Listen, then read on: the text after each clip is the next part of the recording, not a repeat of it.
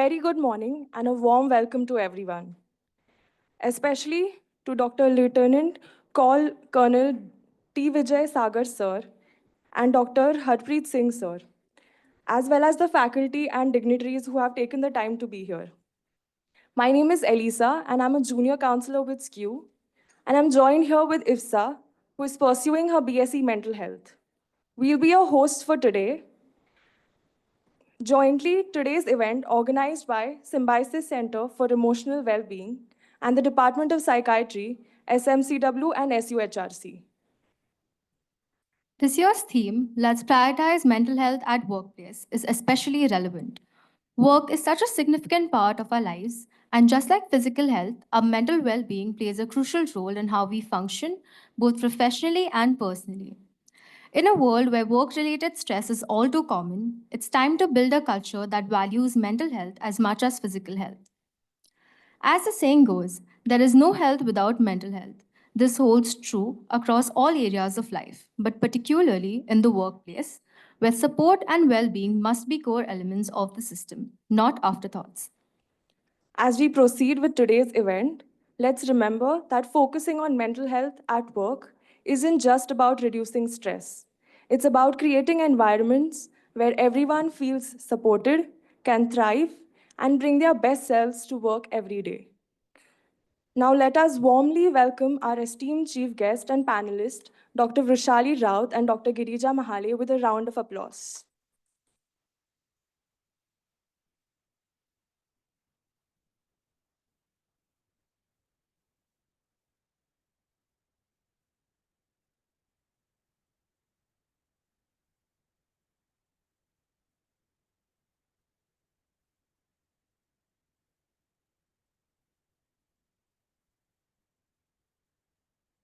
As today, India has lost one of its Ratna. Yes, we are talking about Ratan Tata, sir, a symbol of great leadership and an epitome of maintaining work life balance. As he is no longer with us, let us all stand and pay respect by keeping a moment of silence in his honor.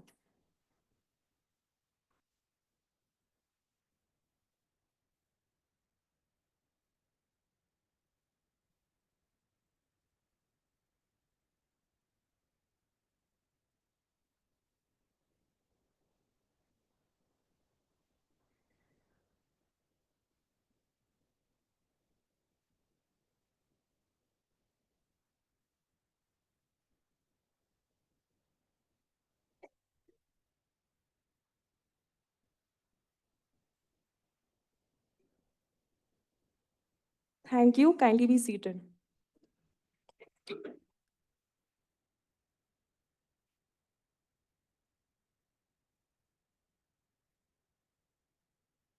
To officially kick off today's program, we're excited to begin with an insightful panel discussion centered on this year's theme, It's Time to Prioritize Mental Health in Workplace. Let us introduce our esteemed panelists and moderators. Dr. Vrishali is an empath who has blended her passion with her profession, becoming a multi-skilled HR expert. With 16 years of experience in HR, training, and organizational development, she is also a celebrated author of the acclaimed Marathi book, Kamgaranche Mansik Arogya. Dr. Roshali has worked with multinational companies such as Siemens, PLM, Tito, and ThoughtWorks as an HR and organizational psychologist, adding to her extensive expertise in the field. A skilled orator, writer, and content creator, Dr. Vrishali has brought attention to workplace well being in Indian corporate setting through her research and public speaking. Featured on major platforms like Doordarshan and All India Radio, she is now an industry counselor with a European firm. Dr. Girija Mahale, a psychiatrist with more than 15 years of experience. Dr. Mahale heads the Symbiosis Center for Emotional Wellbeing and is the program head of BSc Mental Health Honors at the Symbiosis Institute of Health Sciences. Her leadership in mental health initiatives include faculty mental health literacy programs and early intervention screenings. has made a substantial impact on fostering a supportive and healthy environment at Symbiosis. As a program head, she is responsible for the curriculum development, academic leadership, and the overall administration of the program. Dr. Vidya Bhate, our moderator for today, is a cognitive psychologist with over 2 decades of expertise in teaching, counseling, research, and mental health management. She is an assistant professor for BSc Mental Health program at Symbiosis Institute of Health Sciences. Dr. Bhate has authored and co authored multiple national and international publications, including contributions to Scopus Index journals, and co developed the innovative program, Har Ghar Mein Genius, aimed at nurturing cognitive development in children. I would like to invite Colonel Dr. Harpreet Singh Sir, Head of Department of Psychiatry in SMCW and SUHRC, to felicitate Dr. Rushali Raut with a token of our appreciation.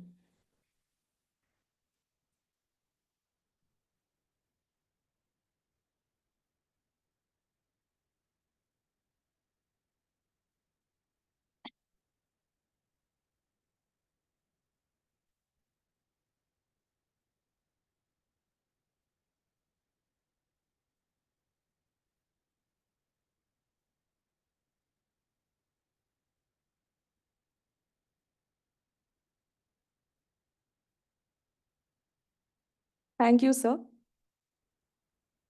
I would like to invite Dr. Lieutenant Colonel T. Vijay Sagar Sir, Dean of SMCW and SUHRC, to felicitate Dr. Girija Mahale, Head of SCEW.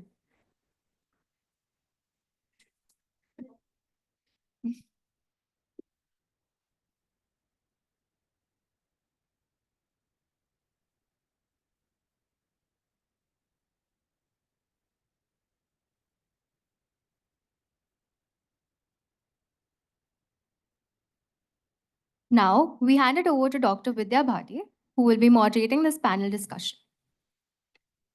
Thank you so much. So, good morning, one and all. My dear students, directors, faculty, and SCEW members. Good morning and a very happy Mental Health Day to you all. So, today we start with a panel discussion with two of our specialists, Dr. Girija Mahale, who is head SCEW and who also heads the BSc Mental Health program, and Dr. Vrishali Rao, who is our guest of honor today. So we have few questions for them from the mental health perspective. Since the theme this year for World Mental Health Day is workplace, and what is the balance needed there, and what is mental health related to workplace. So I'll be asking few questions to both of them in this respect. The first question goes to you, ma'am, Rishali, ma'am. So what are the most common mental health issues that employees face today, you think, in major industries? Like IT, education? So, what I have experienced or what I have seen in my entire career is work overload, basically, and stress caused by work overload is the major issues which is currently prevalent in all sorts of workplaces, including government or even corporate, private organizations. So, stress and chronic stress, of course, can lead to anxiety, depression, and many other physiological problems. And also, we have corona. So, I would like to specifically mention about post COVID mental health. And since we have experienced corona, we know all of us have some or other kind of disturbing experiences during corona, and we were experiencing something called as trauma. So trauma, when you experience trauma, there are changes in your body and changes in your overall well-being. And in India, there is very less known. It's a very less known condition, which is PTSD, post-traumatic stress disorder. So people, along with the general work stress, they are also experiencing at the workplaces PTSD, and maybe some of them are experiencing grief because they may have lost their loved ones during corona. So these two trends I see in the workplace mental health at present now. Okay. Question in continuation to that, ma'am. So now some places you see that people are working hybridly. So usually if they are IT people, they're working from home. So don't you think that is also causing some issues? Since last 2.5 or 3 years, they're working from home. Yes, yes. So Dr. Vidya and I also work together, and it was in a virtual mode. Yeah. So we are meeting for the first time. So this is really pleasant experience for me that I see her. So actually, our brain is not made for virtual interaction. It is not evolved for virtual interaction. And she, being a cognitive psychologist, she can explain it in a detailed manner. But I'll just tell you that we should focus more on face-to-face interaction. The face value of relationship is really high. And what happened exactly opposite happened in Corona. Okay, we rely totally on virtual interaction and even sometime hybrid. But now Amazon has asked his employee to come to the office. It has made it compulsory. So I guess they have maybe understood, or maybe they have some business reasons. But yes, hybrid or even remote work can cause many mental health issues because you're working in isolation mostly. If I may just add, Yeah. I think what it has done is caused lack of blurring of boundaries. Uh, when people used to come to work, there was a clear timing for work.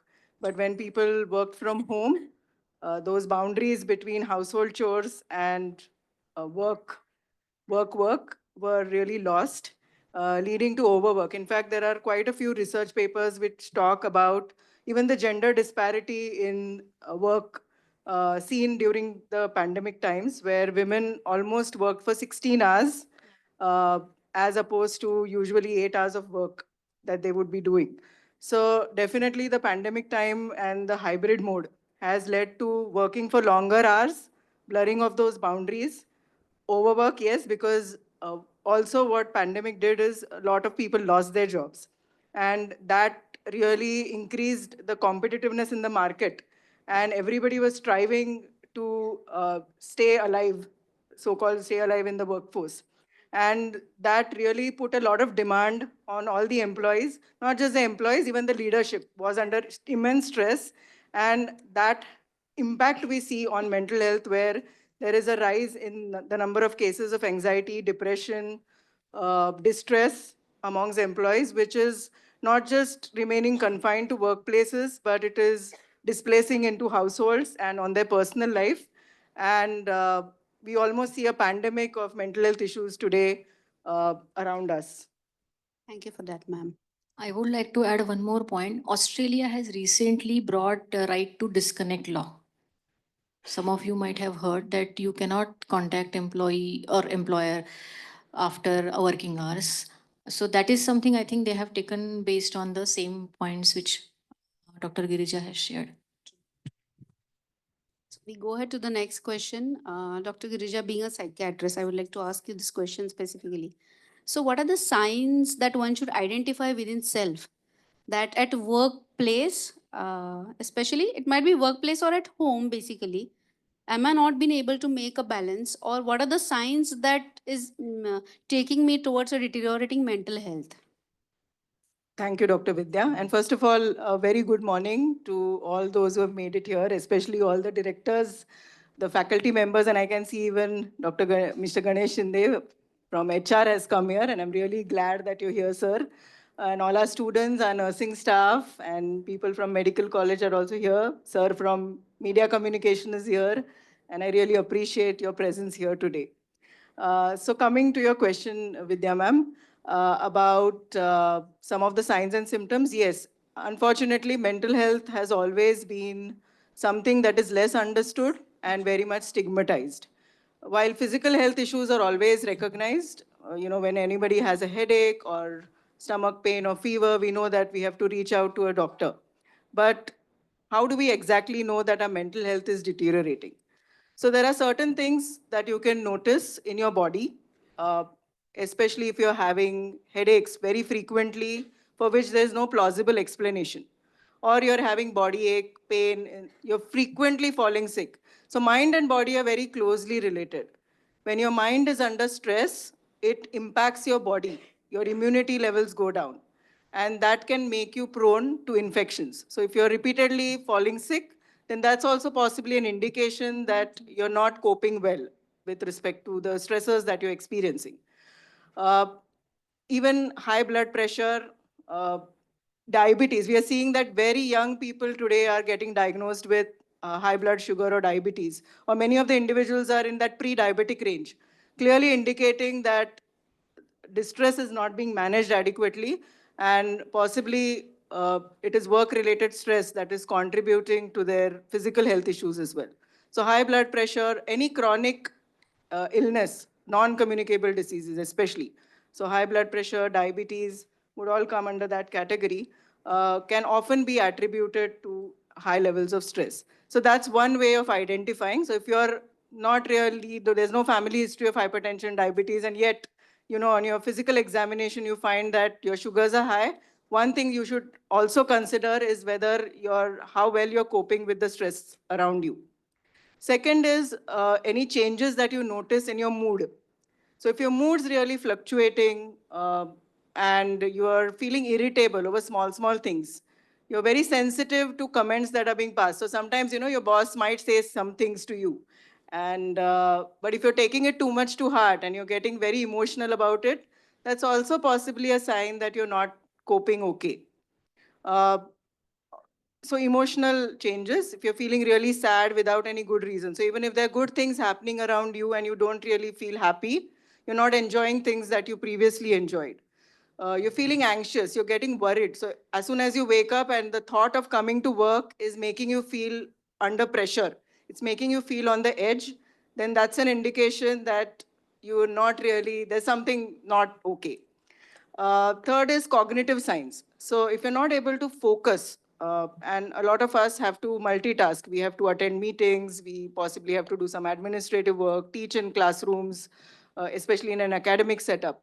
And if you're finding that it's really you're finding it hard to organize your time, you're really struggling with focusing, concentration, your working memory is getting affected, then this is also an indication that possibly you are having some mental health challenges that need to be addressed.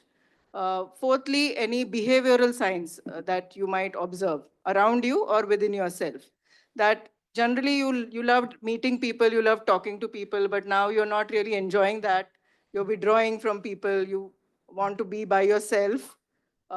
Then that's also, you're procrastinating a lot, you're not being able to make decisions promptly, you're overthinking, and you're pushing things to the last minute, then that's also possibly an indication that you're not doing okay, or you're feeling restless.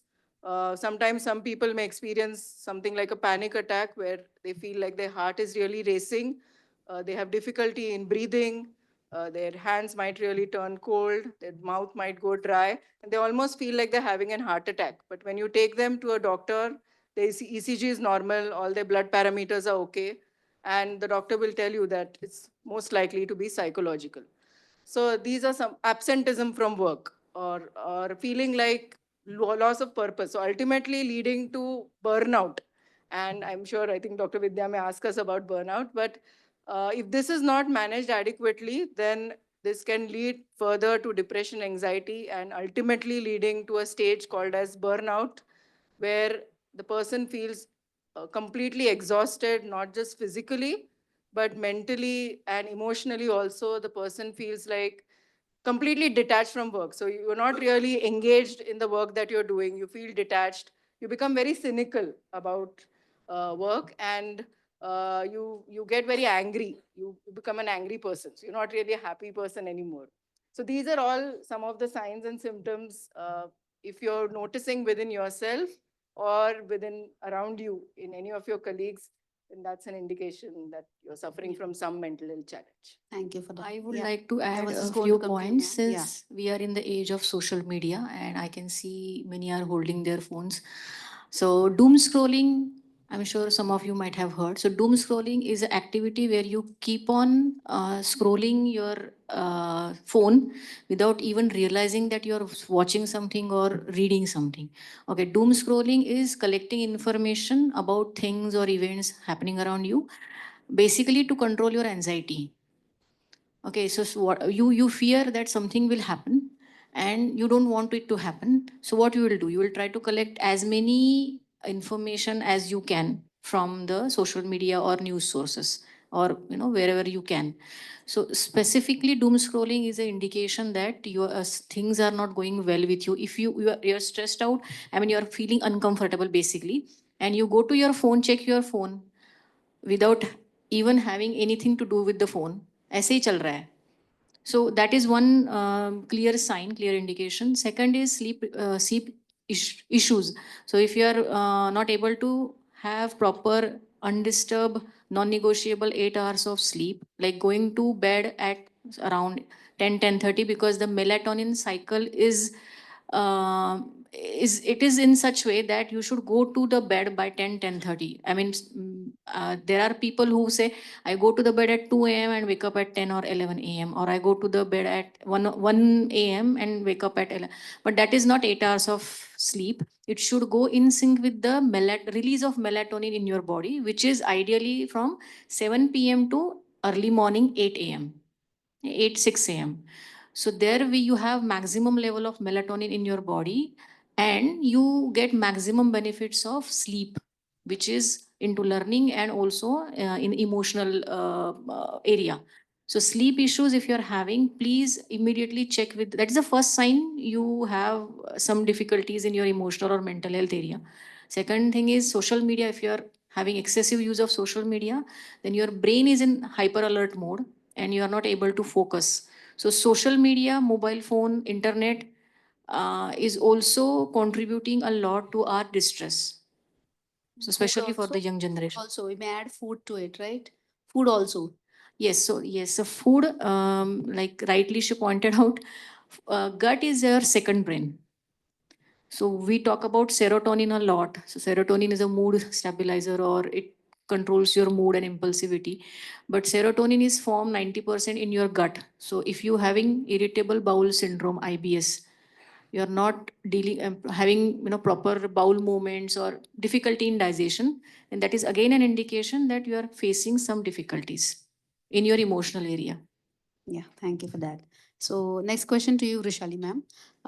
So, now that we have seen the signs at workplace, but these are the signs that one faces and he himself can understand or diagnose, or maybe he can go to a psychiatrist or a counselor or doctor for help. But then within the team, how would the team understand that this person is facing the issues?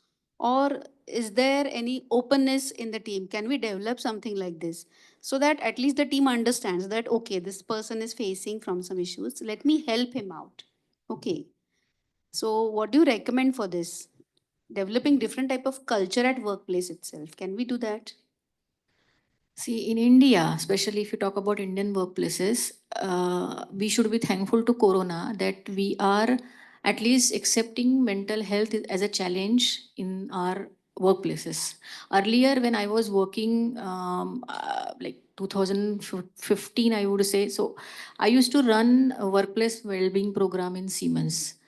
Okay, so 2015 to 19, I did that consecutive 4 years.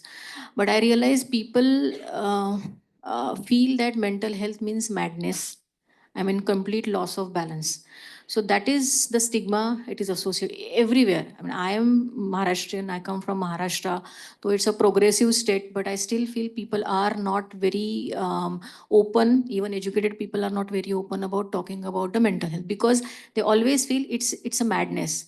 No, it is not. It is always what we talk about is a general mood disorder, which includes your anxiety, means chinta in Marathi, thinking about future in simplified language. Depression is nirasha or audasinya, which is thinking about the past events or whatever happened and feel down, feeling down about yourself and losing hope about the life.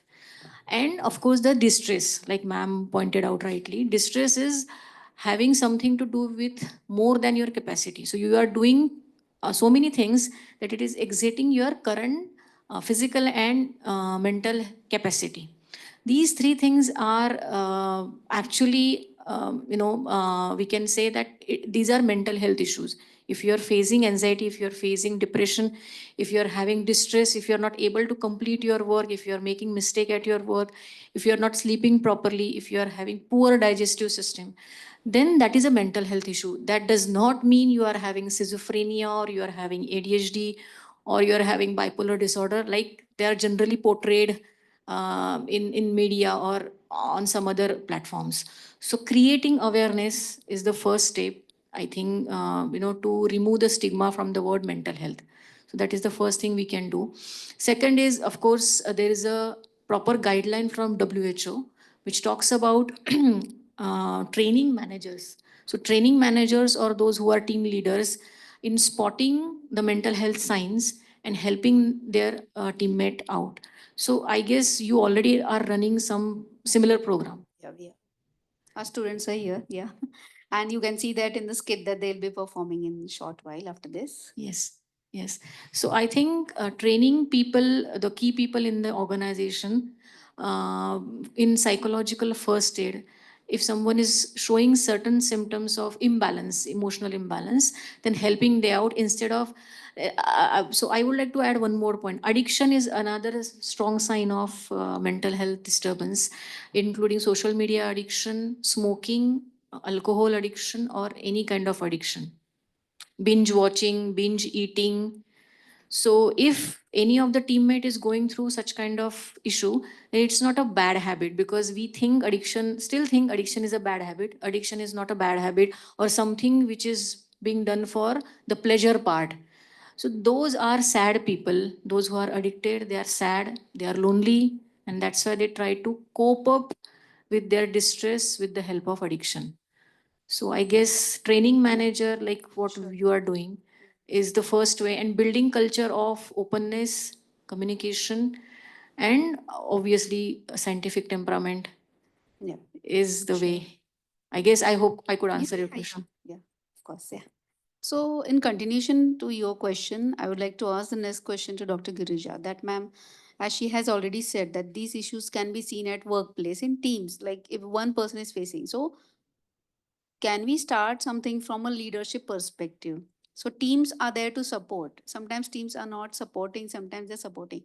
But from a leadership perspective, how do we put up points together, or how do we relate or remove the stigma, try to reduce the stigma at workplace? Because we have seen that in industrial also, we have seen industrial psychology, we used to read that basically people leave their jobs because of stress, or people leave job because of their boss, and they don't leave because they don't want to work. They leave job because of boss.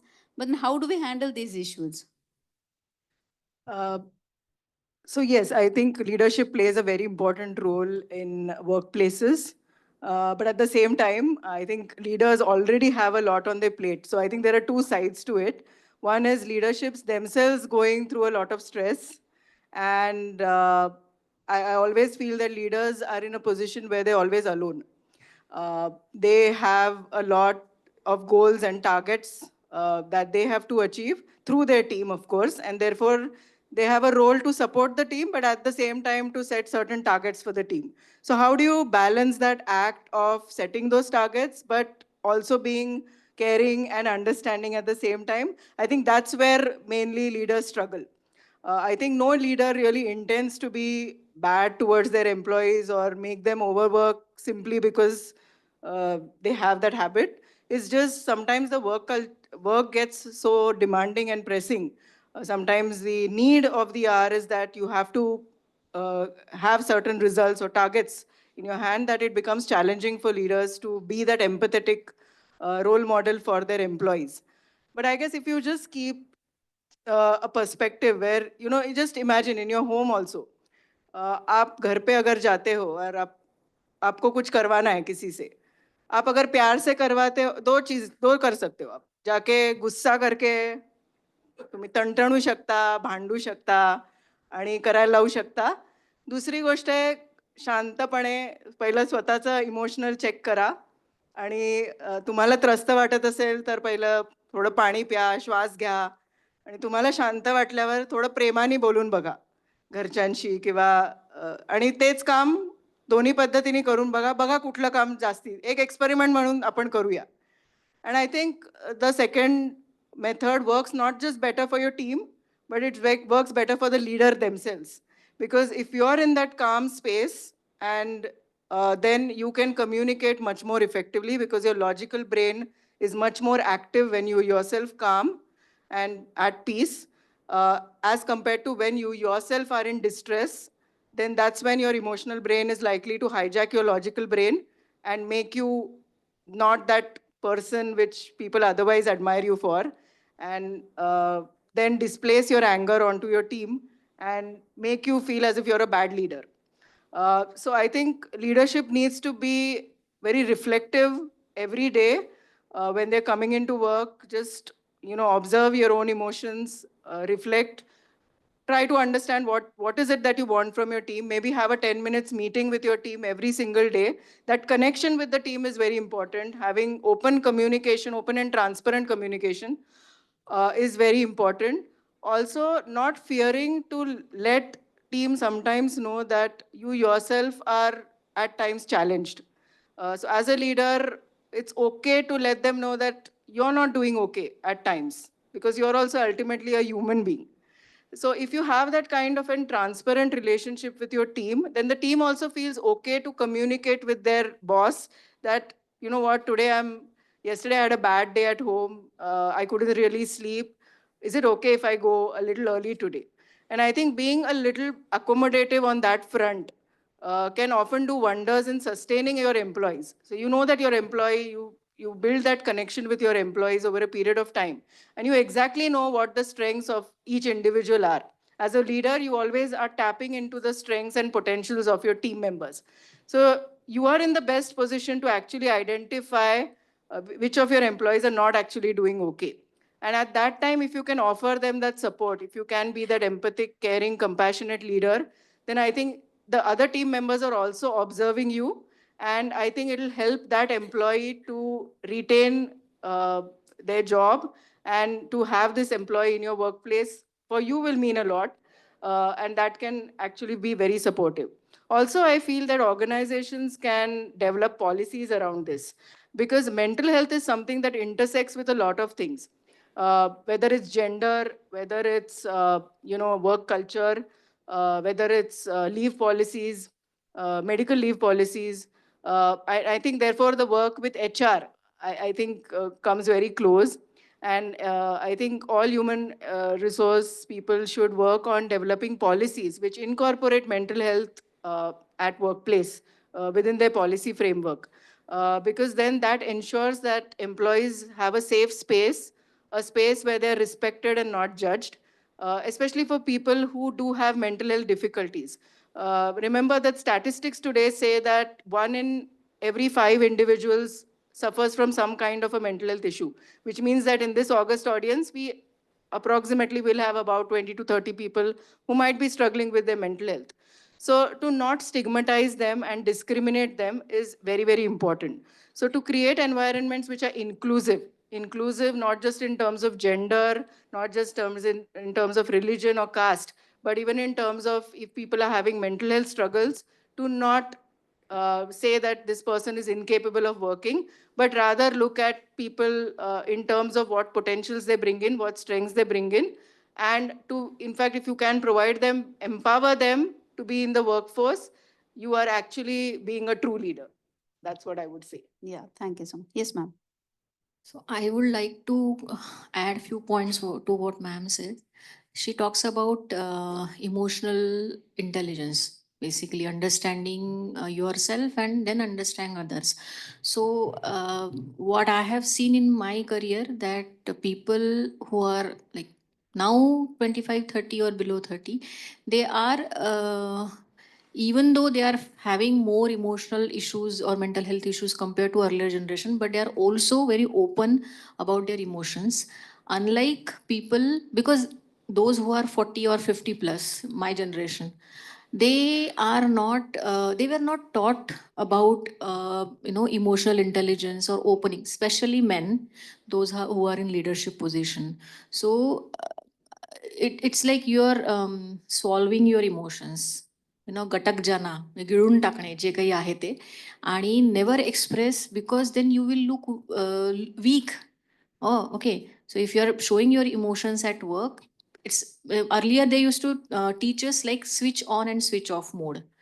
And you when you come back when you come back home from work, you are switching off yourself, but that doesn't happen.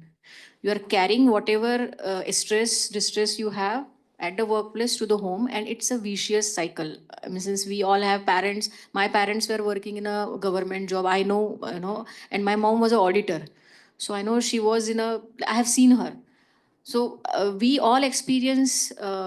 experience stress at workplace, and the what you can say, it's a त्याला मराठीत विरेचन म्हणतात, or the way we catharsis.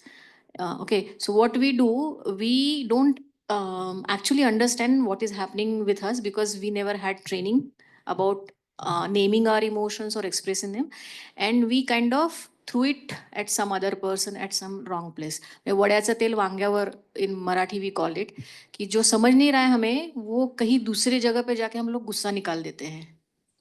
So understanding your emotion is the key to your mental health. Understanding them, knowing them, how to express them. So that is the, I guess, key, what she has just said. So can you give us some tips, ma'am, for this? What we can say a safe workplace or a peaceful workplace. Now, peace is gaining a lot of importance, but people are just talking about peace. But can we have it at a workplace? So like Dr. Girija said, it is all about policies. I mean, no matter what we tried, like all of us are trying, Yeah. but policies and labor laws, Mhm. there has to be a fundamental change. There was a person called Robert Owen about 2 centuries ago. He actually brought this concept of 8 by 8 by 8, 24 hours day, 8 hours of sleep, 8 hours of recreation and other things, and 8 hours of work. And in India, we started implementing it in early 19. Like I get Bosch did it for the first time, and then Tata still in 1915 or something. So it's a very long battle that we True. are experiencing. We are doing 8 hours of work, but now I think we are not following that. We are all, especially during Corona, we started working more than 10 hours, 12 hours. So policies, strict policies, which will protect the mental health of an employee, should be brought into the workplace. And I know, I mean, it's in my PhD also and in my book also, but I know there are so many workplaces which are providing extra benefits. Or in Japan also, they are doing a lot of things. In Europe also, they are doing a lot of things to promote, mental health. So it's like how you drive things in the workplace, maybe in Correct, terms of correct. benefits and the rewards also, Yeah, rewards and maybe some recognition. sessions also for faculty in between, or Yes. even 10 minutes a break Yes. of some sessions would help the faculty, because we had in symbiosis also we have such facilities that they come and they tell us, they initiate such activities, and 10 minutes we have that break. It really Yes, helps a yes, lot. yes. So other institutes can also follow that. Yes. At symbiosis we have seen that culture. In Siemens, since it was a PLM software company, so we had brought these mandala art. Mandala So art, yeah. pencil and mandala art. So I used to keep them in our Bangalore office and Pune office. So even whenever you get time, you do something, so you will have, better focus. So that is something. And there are many activities which can be done in between. Thank you, thank you. So one last question I think I'll go ahead with, because we have to close at 11. We started a bit late, but since everybody is here and busy, all our directors and our students are eagerly waiting for the skit. So a last question to Dr. Girija, basically, ma'am. So, ma'am, since you have been counseling adults, students, so what do you think is the role of technology in stabilizing our mental health? Is it stabilizing our mental health, or it is deteriorating mental health? I mean, it has both the sides, like we say, both sides of a coin are there, but then how does one stabilize that? Excellent question, ma'am. So yes, technology is here to stay and it's there. And in fact, we can make good use of it. So there are always two sides of a coin. It depends on what are you doing with that technology, right? So if there are a lot of apps these days which can actually be used for being mindful. So mindfulness is a way in which you can be in the present moment and in a non-judgmental way, which really helps with your focus, concentration, and it also helps with de-stressing. So there are a lot of apps available for mindfulness practices. There are apps available for breathing, slow breathing techniques that can help you to calm down and manage your anxiety better. Also, there are on your settings, there are notifications, right? So there's also digital well-being that you can measure on your mobile phones. How much screen time are you having? You can actually take a count of that. I do it for my daughter because she tends to spend excessive time on Insta, and we have a pact there that she's allowed only 45 minutes on Insta. That's her target time to be on Insta. And then at the end of the day, we review. So if you know that you have to limit your time, and there you can set on your settings, you can actually put up a notification saying that you've crossed that. So it'll give an alarm which will say that you've crossed your limit and it's now time to detach from your phones or from your devices. Secondly, even when you're using technology, I feel that not just for mental health, but even for your physical health, it's important to take breaks in between, especially in organizations, IT companies, where you're in front of your laptop for a prolonged period of time. It can cause a lot of eye strain, migraines. It can cause postural problems as well. And as I said, we have seen a lot of students whose attention span, concentration, memory has been impacted because of excessive digital use. So definitely taking breaks in between, after say about every 40 minutes, turning away from the screen, looking at a distance, blinking of your eyes can really protect your eye. Going for a walk uh, is very, very crucial for all employees to bear in mind, that do not sit in front of your screen for a prolonged, take a break, walk around, drink water, and stretch, take deep breaths, and then go back to your table. Uh, Also, for telepsychiatry, telemedicine, telemental health is a growing field. Today, employees don't have the time to go to a therapist in person for sessions. In that case, today you have the luxury to access counselors online, access psychiatrists online, not just from your city. You can access any, if you want to access from NIMHANS, you have the luxury of doing that today via telemental health and telepsychiatric services. So technology can definitely benefit in promotive, preventive, and curative ways in terms of mental health. And we can, but it's important to be mindful of what, how you're using that technology, because overuse definitely has its own hazards. The kind of websites that you're going to, the kind of material that you're going through also contributes. So we've especially seen that people are attracted to content based on their mood. So if people are already going through depression, they are likely to watch things that are depressive and further perpetuate their depression. Especially suicidal people who are harboring suicidal thoughts, they will tend to go on sites that look for means of reaching that goal. So therefore, it's very, very important to identify such individuals and get them help at the earliest to protect their well-being. Uh, so that's what comes to my mind. But I just want to add one point which I forgot to mention, that a lot of people in the workplace use work as a coping mechanism. And workaholism is, in fact, one of the most common mental health issues that we see in workplaces. That because it's a very acceptable coping mechanism, it's not like substance use where there is a label attached. Like if a person is going home and drinking alcohol, people will comment on that and judge you. But if you're working after hours and if you're working on your laptop till 10 p.m., that's everybody thinks, oh wow, what a brilliant person is working, what an example this person is setting. But actually that's extremely detrimental, because this is a sure shot way you're going to reach burnout. So work-life balance, I would say at an individual level, is very, very important to have that boundary to spend, when we say of work-life balance, there are different areas of your life. One is your work, one is your personal, your health, your family, your hobbies, your other interests that you may have in life. So ensure, and we use this worksheet when we conduct the stress management workshops, where we ask people to identify and score on a scale of 1 to 5.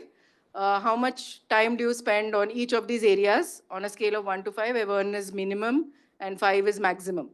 And if you identify that there are certain areas which you are giving 5 on 5, but some areas which you're completely neglecting, then that's a warning sign that definitely need to step back and see how you can engage more in this. Why I'm saying this is because tomorrow there's so much uncertainty. Tomorrow, if you were to lose your job, there needs to be some fallback plan. If you've not invested enough in your family, ultimately your family is going to be a support system for you. But if you have not invested, see, it's investment on returns. Where you invest, you will get a return. If you have not invested adequate time in your hobbies, suddenly you cannot cultivate it. Tomorrow, post retirement, you will feel empty if you have not involved your time in anything else apart from work. Then, post retirement, life will be difficult. So, this is my final suggestion and a reminder to myself as well that work is important and there needs to be meaning and purpose to your work. And that brings satisfaction. Just coming into work for the sake of gaining money is not the only purpose. What are you do? How are you contributing to your organization? How you're contributing to the larger society is something you should always reflect on and keep in mind, because that keeps you in the workforce. Secondly, taking time off from work, going on vacations. You have earned leave here in Symbiosis. Do make use of it. You have 12 CLs in a year. Please do make use of it. Medical leave, if you're unwell, I know Alka ma'am is sitting here. Do make use of it if you're unwell. I know it's a little tedious process, but nonetheless, if you're unwell, right? There is a policy in place, and ensure that you take that leave for yourself to ensure your well-being. Because these small breaks, you never forget to charge your mobile, do you? First thing that you check in the morning is that your mobile is well charged. So why can't we charge our own batteries by taking small breaks, by going on trips? Even I would suggest in workplaces what employees can do, and I think Symbiosis does it beautifully. During Diwali, teams go out for lunch. We celebrate all festivals here at Symbiosis, and that's a great way of building culture of collaboration, connection, and communication within a workspace. So celebrating events, if it's an employee's birthday, ensuring that that employee does feel special on that day by a small celebration. All these small things count towards making that employee feel that, yes, I belong here. When you have a sense of belonging in a workplace, you feel like coming to work. When you feel that, neither my work is getting appreciated, nor anyone is talking to each other, everybody is just busy reaching their targets, then work becomes monotonous and work becomes a burden. So to make work more pleasurable, it's important that each one of us strives to create that culture around us where we all feel this sense of belonging. We mutually respect each other, no matter where we are in that hierarchy. Ultimately, we are all human beings. We are all born and we are all going to die. So let's make this life, when you are on your deathbed, you should ask yourself that, did I do something to make somebody feel good? Or did I express gratitude enough in my life for all the things, for the chai wala who brought me tea today, for the person who swept, cleaned my floor today? Did I express gratitude? Because all these small things contribute towards your well-being. So that's my last message to everyone. So, yeah, please. Thank you, ma'am. It was a very nice discussion. To add to this, just I would like to add something from my surgical colleagues, Dr. Bansode, Dr. Sangram, and myself. Nowadays, it has become, no, although I know that mental health is an important issue, but what about the resident doctors? Because they are also part of this community, and this hospital runs 24/7 because of them only. It is not just 8 hours that we work for. So somebody in the Department of Surgery or Gynec might say that we are being stressed out so much. So how to do? At a drop of a hat, people are talking about stress. So how to define stress? It is very easy to say कि stress है, लेकिन काम किसी को तो करना पड़ेगा ना. बिल्कुल. Otherwise, how is the hospital going to run? So how do you define stress in such situations where they are supposed to work 24/7? There are no shifts. You know that. Opportunities of work or employment. The difference, what he mentions, is between, I don't know whether to say work-life balance or work-life integration, whatever word you cause. Yes, work has to be meaningful, fulfilling, etc. But these are examples you give of time-bound, dead stock jobs. When there are jobs which work with livestock, or on demand? How do you handle that stress or balance? Yes, very, very relevant question. And healthcare profession, yes, is one of the professions where the demand is quite excessive. So what is stress? Stress is nothing but a demand that you perceive on yourself, whether it's from the external environment or from within yourself, right? And when you do not have the resources to meet that demand, what you experience is distress. So usually everyone will have stress around us. There will be some kind of demand on every individual, and that's what motivates us to take action. So some amount of stress is actually useful, which we call as use stress. But when we do not have the resources, for example, if I'm continuously doing 24/7 duty, then I'm going to reach a stage of physical and mental exhaustion.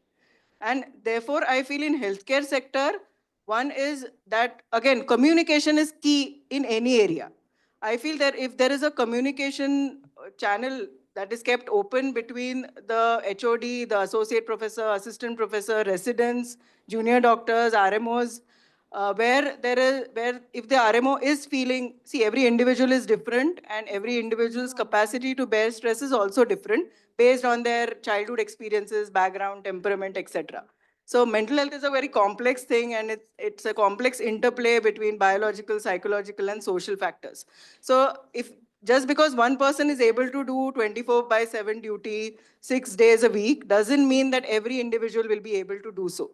So if there are certain residents which say that, sir, I'll be able to do 3 days a week, then give me a day's break, and then I'll be able to do. So if you can be a little bit flexible and adaptable and maybe create a roster in a collaborative way, then there is likelihood that we can manage this stress much better. Also, maybe, again, having these sessions. So within Symbiosis, we do have our Center for Emotional Wellbeing. Maybe once in a month, we can come to each specialty and do a small activity or a workshop or an awareness session for them to help them manage their stress better. Are some of the things that certainly can be done at within the hospital setup. Yeah. Any other questions from anyone else? I would like to add here. Uh, And increasing manpower, of course. yes.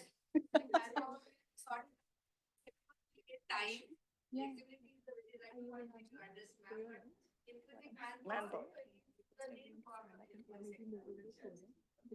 That is a big challenge. I know that with nurses, there is always an acute shortage. With ICU staff, and I especially want to acknowledge the work done by nurses. Uh, Thank you, ma'am. Always doctors are considered the cream on the top of the ice cream, or a cake, but actually the groundwork is done majorly by nurses, and I think there is also a pay disparity there where nurses don't get adequately paid as compared to the doctors, but that's a systemic flaw. Uh, Having said that, I think again, if we break down hierarchies and if we create teams where everyone feels mutually respected, acknowledged, validated, then barriers will break. And even if there is stress, I think people will do it willingly, happily, if their concerns are getting addressed. If there is a space where they can openly talk about their concerns, then even if you give them extra workload, I've seen that in my team. You can ask every team member that, so they will go out of their way and contribute. I don't have to tell them. They will do it by themselves, because that's the culture we've set up at SCEW, where they have complete autonomy.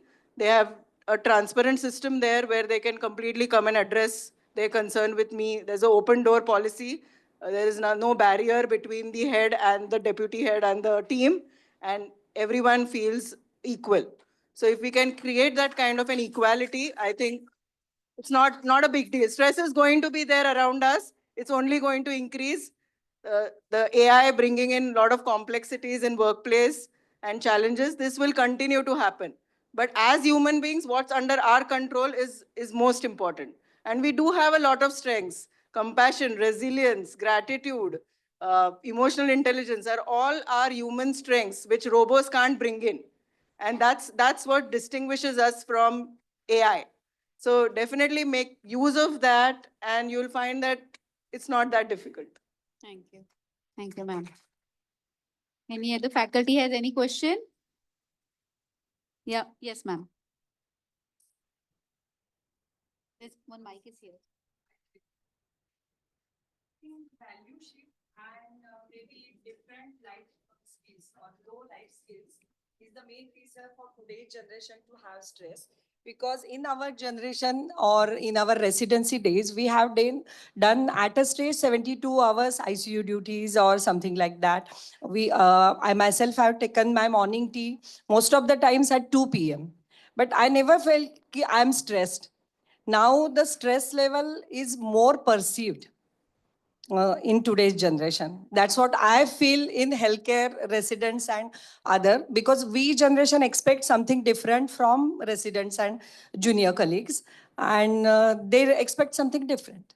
Right. So this is, I mean, while ma'am is correct in some ways, I'm sure the younger generation is listening and they're probably nodding their heads and saying that this is what everyone says, that Gen Z and our generation is, they're just not resilient. They are choti choti baat pe depressed ho jate ya stressed ho jate.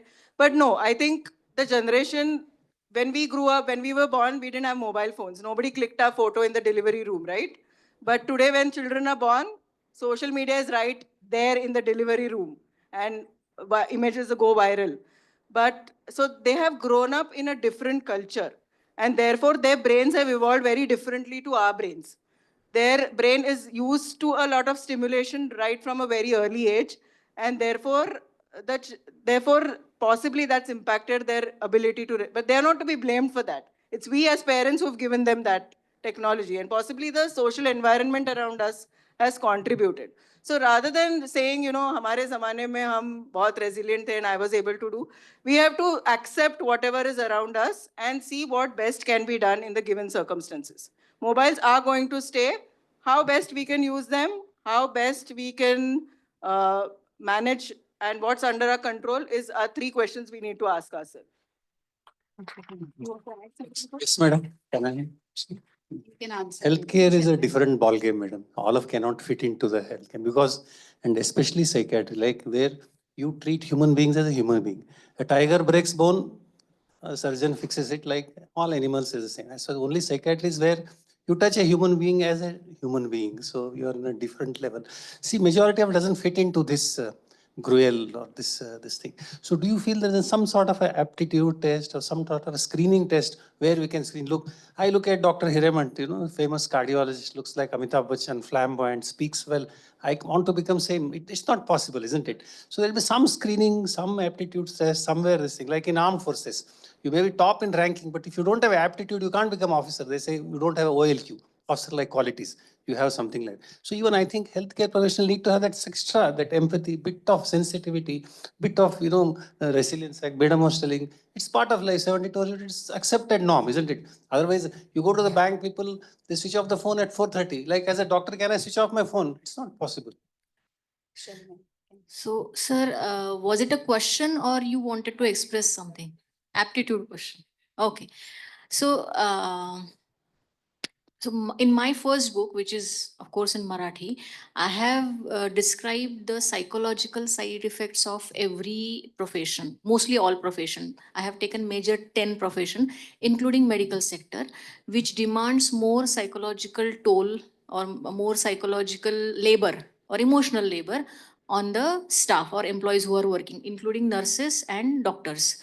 Now, yes, there is a need, like aptitude test or what you said that so you want an entry to be made. Yes, yes. So there, yes, yes. So yes, there is an aptitude test, or like we discussed earlier, emotional intelligence is something which can predict your, emotional inclination. For example, in doctor's profession, empathy is required. You need kindness, you need compassion. Without that, I mean, you can't function properly, or you just mere, become a doctor hai to doctor ban gaya as a kind of after training. And then it also affects your career and the way you face your professional hazards, whatever comes in between, or your career progress also. So yes, there are tests which are available to check the empathy part, or psychometric tests which are available, which are also digitalized now. So you can test in that manner, and also you can see the burnout part, or the whatever emotional labor you are experiencing after working for so many hours. तो ये side effect होता है कि medical profession में, specially nurses, care givers जिसको बोलते हैं, care giving profession में हमेशा इमोशनल लेबर ज़्यादा होता है, and that's why there is a more chance of burning out. आप लोग ज़्यादा जल्दी थक सकते हो, आपको ज़्यादा जल्दी फिजियोलॉजिकल जो बीपी, डायबिटीज़ या फिर ऑल जो इश्यूज़ है वो जल्दी होते हैं, because you experience more emotional labour compare to software engineer, which is exactly opposite profession, that you have to use a lot of logic, but you don't have to use lot of emotion. Yes, Thank you. I hope I could answer your question. Thank you so much. Thank you, ma'am. May I ask this, last I think question? we can close. Acha, okay. Okay. I will speak with them Speak. later on. Yeah, because no we issues. already overshooted Yeah, the yeah, time. I If you understand. don't mind. Okay. So both of you can ask. One each, one woman and one man. Yes. So you can answer in Krit maybe. So, good afternoon, everyone. Dr. Girija and team, it's an excellent session. We are really enjoying it, and it's a good platform actually, wherein all kind of people are attending it, like the students, faculty, teaching, non-teaching, leadership position people are there. So my basic question is, see, use stress is must to perform, because here sitting everyone has some target in symbiosis, like student need to perform academically, faculty need to perform as regards service sector is concerned, or academics or research. There are n number of targets. So use stress is must in a nutshell to perform and give your best. So people are not understanding from where that use stress convert into stress. So there are, you shared a few good tips wherein they need to maintain that. And technology is also must, because we cannot say ki when say that calculator came, people used to do the mathematical calculation. Now AI is a part of our life, and we need to be with AI. So my request to the esteemed panel is, actually, can you say some take home message for students, teaching staff, non-teaching staff, and the leadership position? One line, just the take home message at home, from both the perspective, from Girija as well as from Dr. Raut as a HR personnel. Very complex question, I think. Break before you break down. That is a message in one line. Yes, sir. Okay, ma'am, uh, this point which Girija ma'am had brought out is about uh, the ability to take stress. I'm sure there's a subtle difference between the ability to take stress of the yesteryears and the present generation. Now, where is the fault lying? Is there lack of environmental hardening, societal hardening, or emotional hardening? Is that lacking? And I'm sure there is if you look at the process of parenting also, the parents have become very soft on the children. I mean, compared to what the yesteryears, probably that was one of the factors which led to ability to take more stresses in the society. And the present one, it's not that the present generation cannot, but probably their sensitization is not bigger from their homes and taken them to the level which they are right now. So probably some amount of parental advice in this aspect should also factor in somewhere. Okay, so just one take home message. Just to give one message is difficult, but uh, I think today we're talking about success in terms of achievements and where you're reaching. I think we need to set our parameters for success differently. I think we need to prioritize well-being, uh, giving importance to positive emotions, love, satisfaction in life, That needs to be your parameter for success rather than your degrees, your achievements, your awards, your research publications. I personally, that's my take-home message. Thank you. And to address Sir's question, while there is this notion that parents becoming softer is contributing, in my experience as a professional, majority of the clients who come to me with mental health issues have had extremely strict parents. Parents who have been abusive, parents where there is neglect, emotional neglect. So abusive does not mean only physical abuse, emotional abuse, parental neglect, where parents have not been involved in their child's well-being. Those are the most common parenting issues that I've seen in children with mental health issues.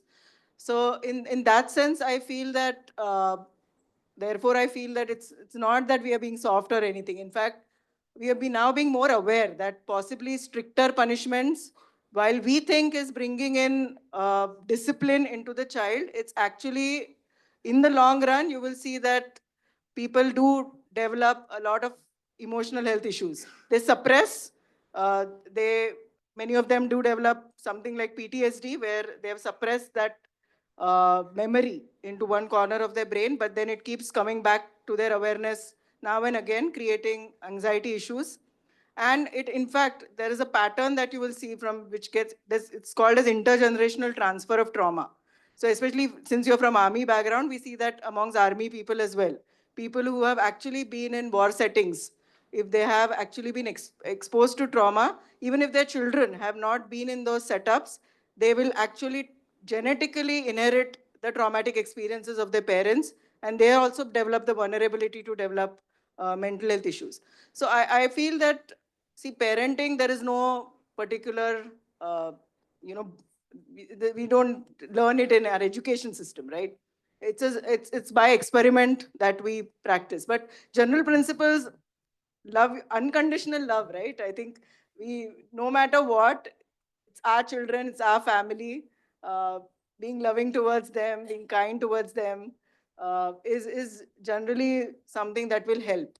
Of course, setting boundaries, having some rules in the house, uh, imparting your values through more of role modeling rather than lecturing.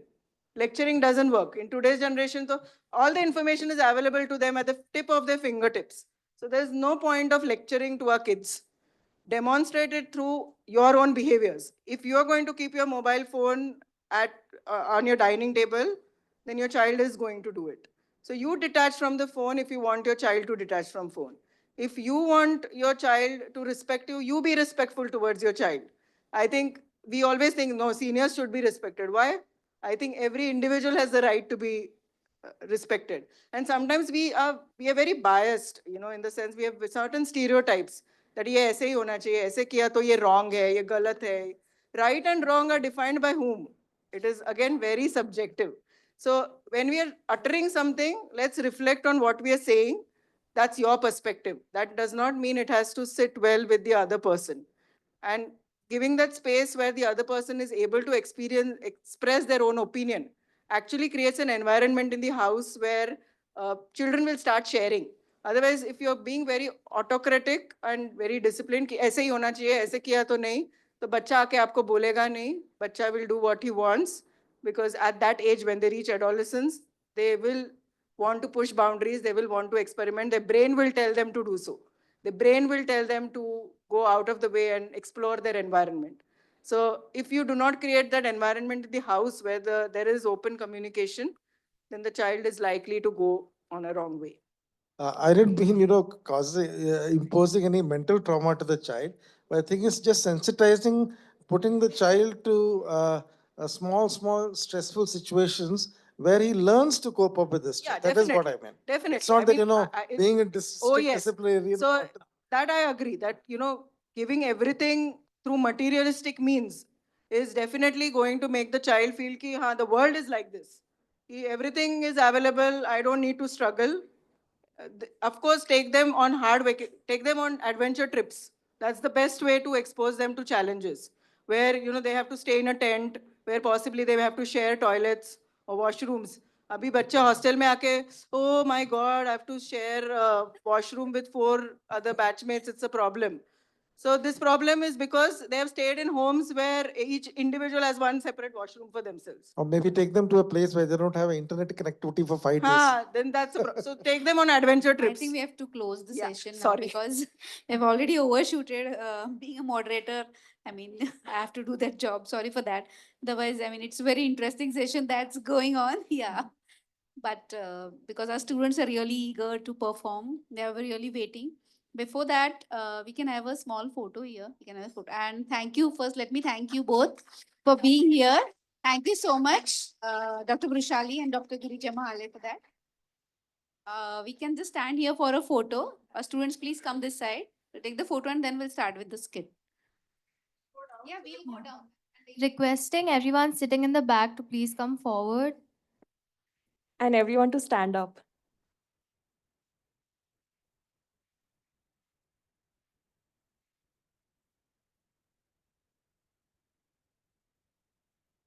यहाँ पे stage पे मैं लूँ We'll take it now. Mine is not good though. मेरा phone लेके आना पड़ेगा जी आज से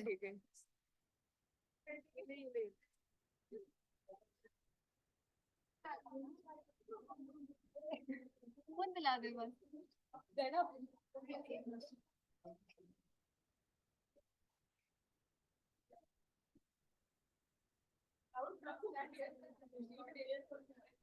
Just call them again. Dr. Rahul, Neha. Manjini ma'am. People standing behind can also move a little ahead and a little closer. People in the back, please come forward.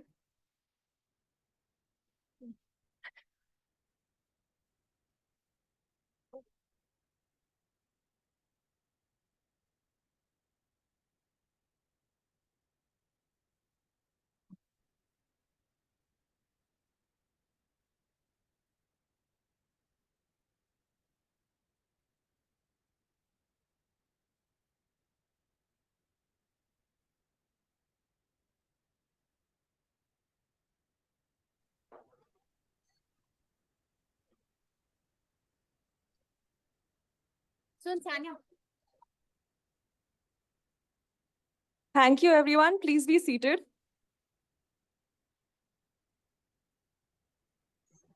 I have to arrange them. I request everyone to please take their seats.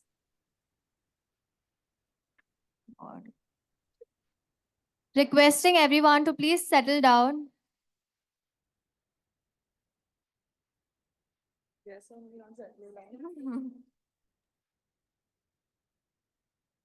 Guys,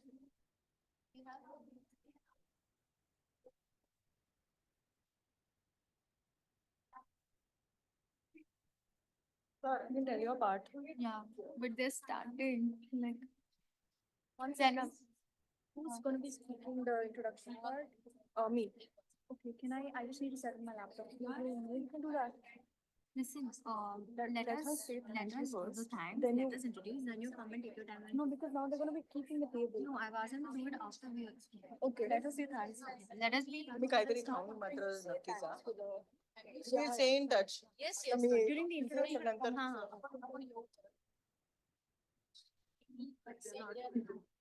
आणि मी पुस्तक पाठवतो. Ekisha. Say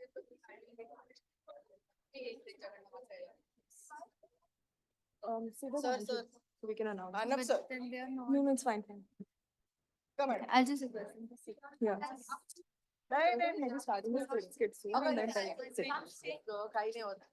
Requesting all the students and all the guests to please settle down. We will be starting the skit soon.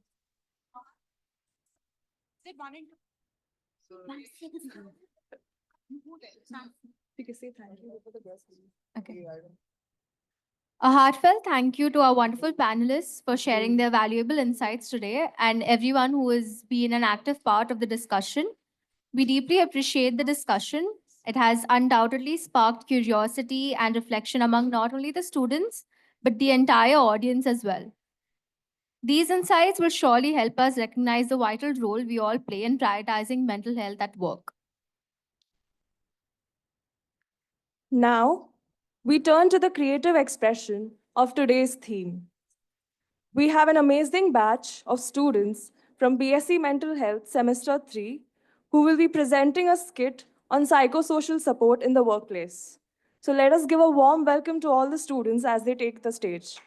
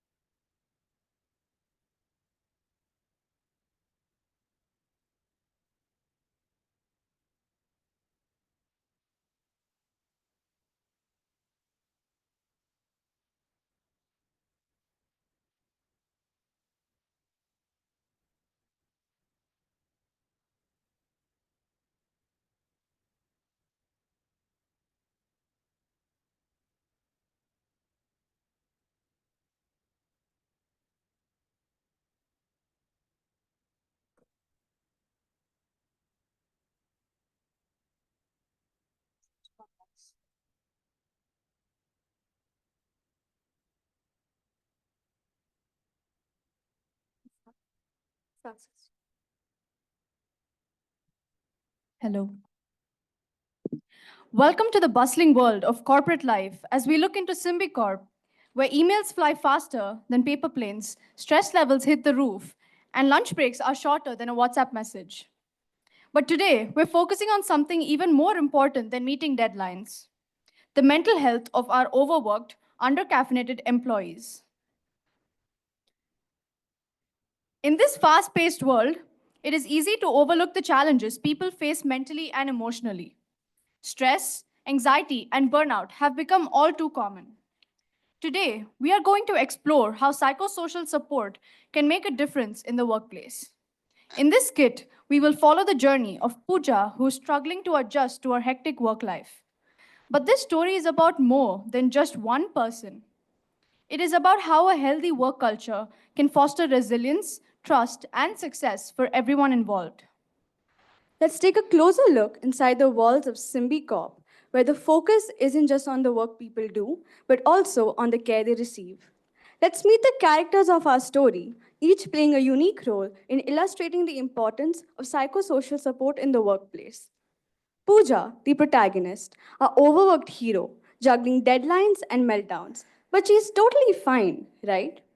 Miss Singhania, the manager, the taskmaster who thinks mental health is a PowerPoint feature. Malini, the organizational psychologist, calm, wise, and here to save the day, one stress ball at a time. Vivek, the unaware colleague, old timer who thinks stress is what happens when there's no coffee. And Abiha, the supportive colleague, the unofficial office therapist, snack provider, and Pooja's guiding light to sanity. Scene 1. Welcome to the manager's office. Today, Pooja, feeling the weight of her struggles, finds herself face to face with Miss Singhania, her manager. Unable to meet the deadline given to her, she has been called to the manager's office.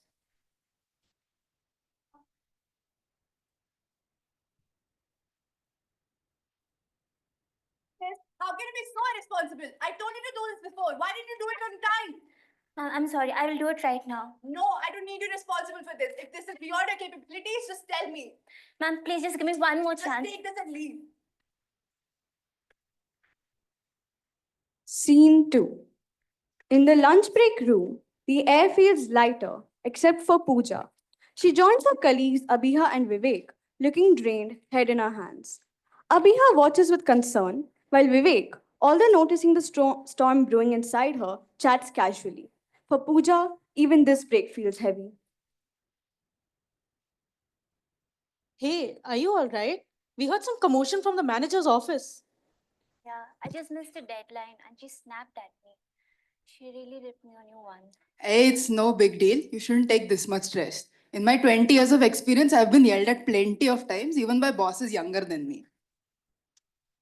And if you think about it, she isn't really wrong. Barabar hai ki nahi? Everyone has bad days. You just need to snap out of the negativity and get to work, okay? Yes, right. Okay, I'll see you guys. As the conversation fades, Pooja's mind is still burdened by the weight of her struggles. Despite the well meaning advice, the exhaustion lingers. Sometimes it's not about snapping out of it, it's about finding the right support. But for now, Pooja remains lost in her thoughts, uncertain of the next step. Abiha shakes Pooja out of her thoughts by asking her to take a stroll to the terrace. Scene 3. A quiet escape from the noisy office, along with a cool breeze offering some relief, Abiha gently opens up the conversation, sensing Pooja's need for care and understanding. It is here, away from the formalities of work, that true support begins to take shape. I know getting scolded is harsh, and I don't completely agree with Vivek saying you should brush it off. But you know he comes from a much older time. Don't take his words too hard. And I know you've clearly had a bad day. Would you like to talk about what's been going on? I'd be more than happy to hear about it. Yes, I mean, I did not mean to mess up, I swear. I am trying my best, I really am. But the way she yelled at me like I was nothing, like I was not good enough. And it's not just her, it's the whole office environment. It's so suffocating. The work keeps coming, and I'm afraid I'm not able to catch up. What if she decides to fire me? Okay, let's take a deep breath and try to pace ourselves. I know the office environment can be frustrating, but that doesn't mean you're failing. We all make mistakes sometimes. You're doing the best you can, and believe me, that's more than enough. And I know it's a little personal, but would you mind seeking professional help with this? We have an organizational counselor on hand who deals with such issues. Thank you, I will think about it. That's great. And I'll see you for your presentation tomorrow. All the best. Scene 4. Unable to sleep due to the anxiety of her presentation, Pooja spends the night tossing and turning, which results in her missing her alarms and reaching the office, giving her 10 minutes to spare before the meeting with the team.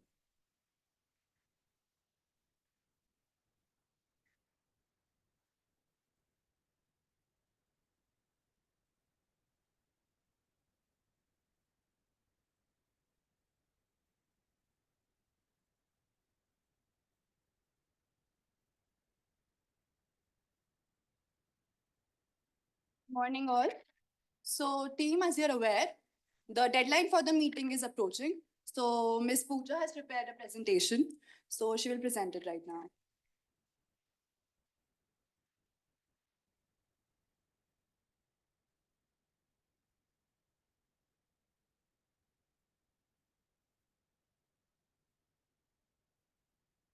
Guys, let's not hover around her. Let's give her some space to breathe. Can you please get us a glass of water? The manager steps aside and rings the organizational psychologist for help. Hey, please don't crowd around her. Someone please open the window. Can you help me understand what's happening? As the room clears, Malini provides psychological first aid to Pooja and requests that she visits her the next day. Scene 5. The next day, we go from the hurried meeting room to a quieter, more peaceful space, the psychologist's office. Hello, Pooja. Welcome. Have a seat. I'm Malini, the organizational psychologist. I want to emphasize that whatever you say here will remain confidential. This is a safe space, so feel free to express whatever you want. So tell me, how are you feeling? In the privacy of the office, she shares her struggles with constant pressure, the fear of failure, and the overwhelming sense that she's falling behind. She feels a burden being lifted off her shoulders as she finally finds the space to express what she's been holding in for so long. I want to start by acknowledging how common it is to feel overwhelmed at work. I can sense that work has been really overwhelming for you recently. And I want to assure you that whatever you're feeling, whether it's stress, anxiety, or even panic attacks, it's all completely valid. Work pressure, deadlines, and constant demands can have a toll on us, and it's not uncommon for anxiety to spike up in response. Burnout often creeps up on us when we're constantly pushing ourselves without adequate boundaries between work and personal life. It's more than just feeling tired, it's a mental, physical, and emotional exhaustion caused by prolonged stress. So, I want you to realize that this isn't about weakness. It's about your mind and body signaling that they require attention. So, how do I prevent this from happening again? Okay, so identifying the early signs such as excessive worry, tension, and moments of panic are essential for managing these symptoms. Relaxation techniques like body scan meditation or deep breathing can help calm anxiety and reduce panic attacks. But this was the first time I had a panic attack, and I don't know why or how it even happened. What do I do about it? I think it is the absence of your work life balance. Achieving this is important, and setting clear boundaries between work and personal time can help reduce your stress triggers. But my work keeps me so busy. I don't think I have time for any of these things. I understand, but it is important to prioritize self care through hobbies, rest, and time with loved ones. Look, shifting focus from constant work performance to long term well being allows for a more sustainable approach, and this can help prevent anxiety from spiraling into burnout.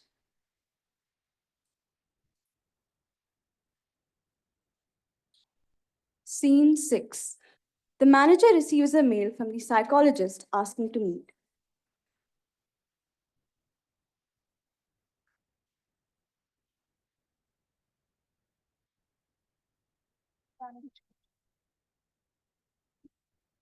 Good morning. Have a seat. I got your mail. Is everything okay? This is regarding a member of your team. After yesterday's event, we had a meeting today, and from what I could observe, she's not able to cope up to the work environment. Oh, is that so? So, is there anything that we can do about it? I feel it's high time that we conduct a seminar educating our company about the various workplace habits and self sustaining practices. If you think that is necessary, you have my support.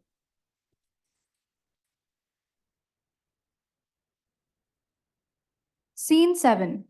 A week later, the seminar takes place. This brings about a positive shift in the office atmosphere. As we enter this next scene, a presentation on healthy workplace habits is underway, aimed at fostering a supportive environment for all employees. We also witness the changes that unfold over the following month. Through brief snapshots, we see the positive impact of these initiatives. Join us as we explore the journey towards a healthier, more collaborative workspace. A very good morning to one and all present here. I, Malini, will be presenting on the psychosocial support in the workplace on the behalf of Symbicorp.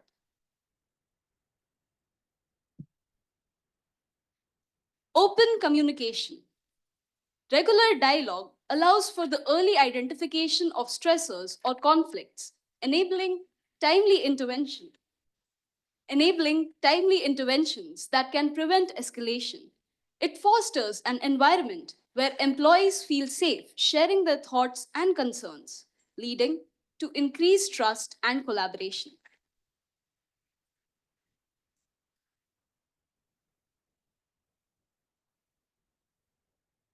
Respectful interactions. Respectful interactions promote a positive workplace culture, boosting employee morale and motivation. When team members treat each other with respect, it minimizes misunderstandings and conflicts, creating a more conducive work environment.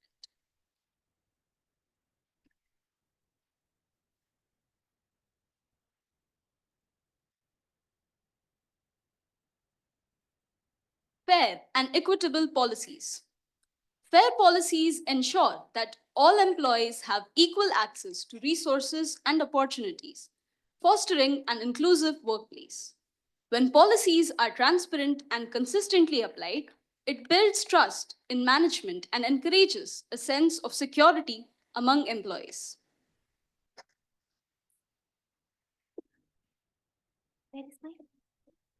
Work-life balance. Supporting work-life balance helps reduce stress and burnout, contributing to better overall mental health and well-being. Employees who maintain a healthy balance between work and personal life are often more focused and productive, benefiting the organization as a whole.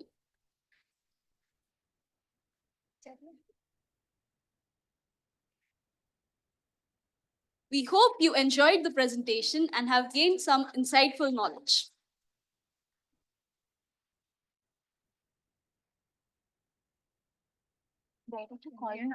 Scene 8. Over the last month, Pooja, once overwhelmed, now participates actively in team discussions. Colleagues engage in wellness activities, and a culture of support begins to blossom within the office. We are now back at the cafeteria where the colleagues are having their lunch.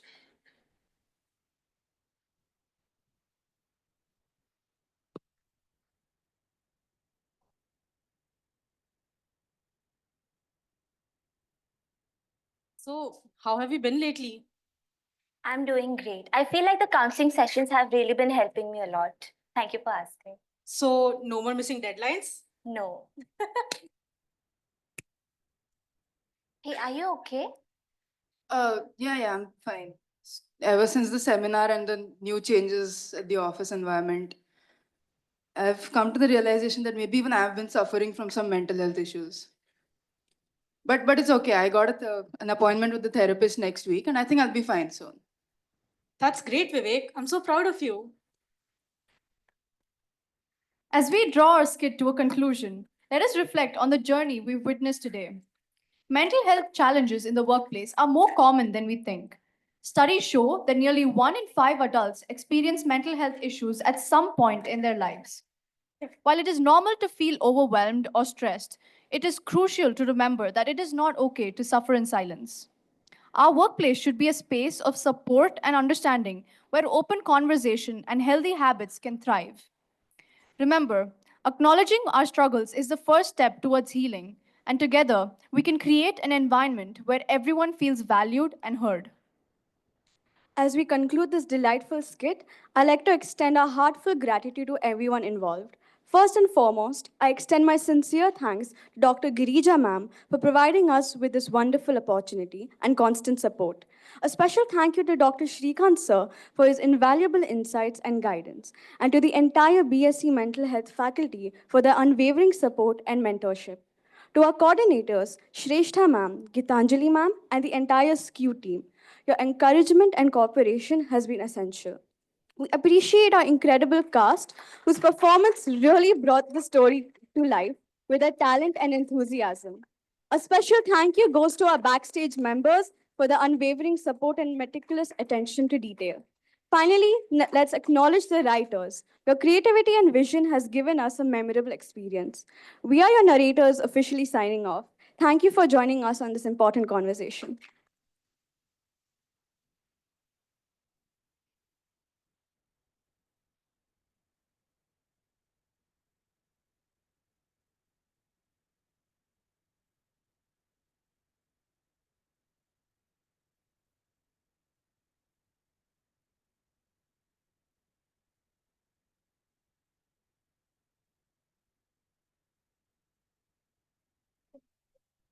Oh, wait, no, this is an iPhone. Yeah.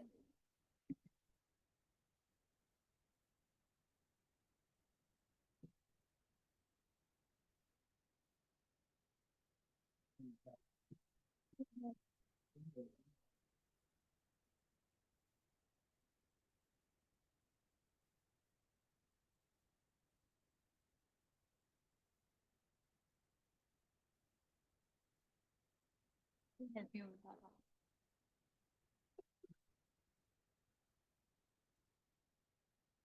What a powerful and thought provoking performance. Special mention to the writers Naina, Priyamvada, Sanya, and Rushali. Let's give them another round of applause for their incredible effort in portraying such an important message. Have you ever felt like you're running on empty, but the demands just keep piling up? Today, we are diving into the reality of burnout, how it doesn't just wear us down, but also ripples out to affect everyone around us. Please join me in welcoming the BSc Mental Health students from SEM 1 for a special skit presentation.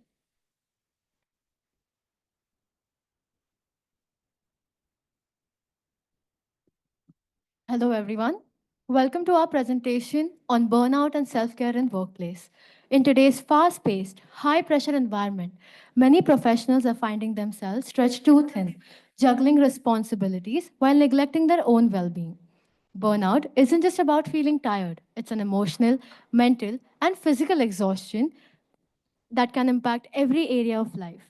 In the following scenes, we will explore how burnout develops, its effects on productivity and health, and most importantly, how practicing self care can restore balance and resilience.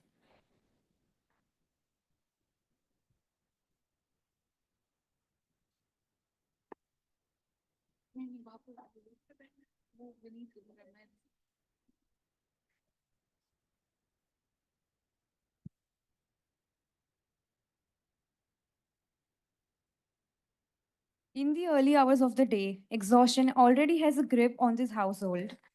Juggling responsibilities, Shamita and Manav begin their day, buried under the weight of work demands and personal life, signaling the first cracks of burnout. अच्छा सुनो, what time is your shift today? हाँ यार पता नहीं, बहुत काम है.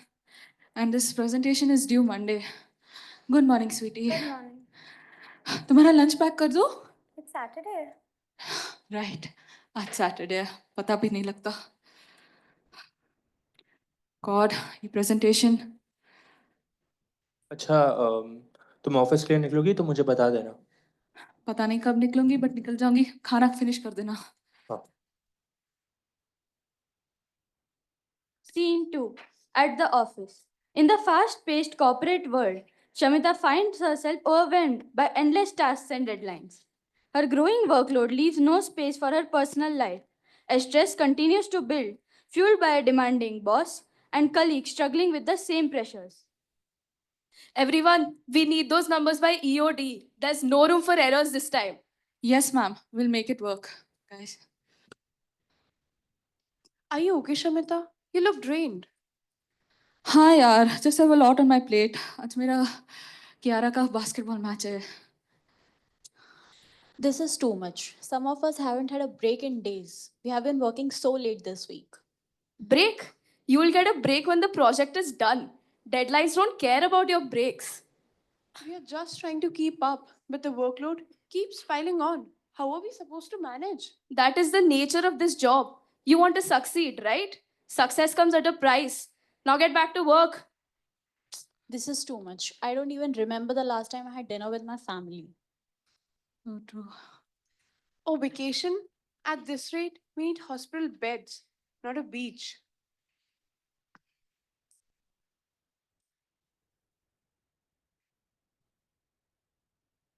Scene 3, the hospital. Meanwhile, Dr. Manav is faced with the relentless pressures of the ER. As patients and responsibilities pile up, he realizes he's just not helping others heal. He too is on the brink of burnout, navigating a job that offers little time to recover. Dr. Manav, another patient just came in. We are on full capacity. Of course we are. We have been working for double shift for days. There's no end in sight. I understand that patients need help, but at this point, we are drowning too, and no one talks about it. This is affecting everyone. Even the patients notice. The energy here is tense. I can see it in your faces. You all look burned out. I know I'm in here for my poor health, but you all look like you need help too.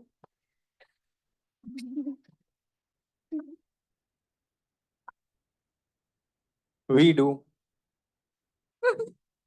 But in a profession like this, how do you stop? We don't have the luxury of slowing down. If we keep going like this, we will end up like the patients ourselves. Scene 4, Kiara's World. At the school gym, Kiara waits alone, disappointed once again by her parents' absence. Their work demands take priority over family time, leaving her feeling disconnected and forgotten, as burnout impacts the entire family. अरे कौन Hello, bacha. I'm so sorry I won't be able to make it today, but Papa should be there. He's not here either. अरे यार, I'm so sorry. We'll make it up to you. I promise. You File always लेकर say आना. that, Mom, but what's the point? You and Dad are always too busy. Try to understand, kid. यहाँ पे इतना काम है. कैसे आऊँ? But you know what? I'll talk to your dad. Need a ride home, Kiara? No, they'll be here soon. Okay.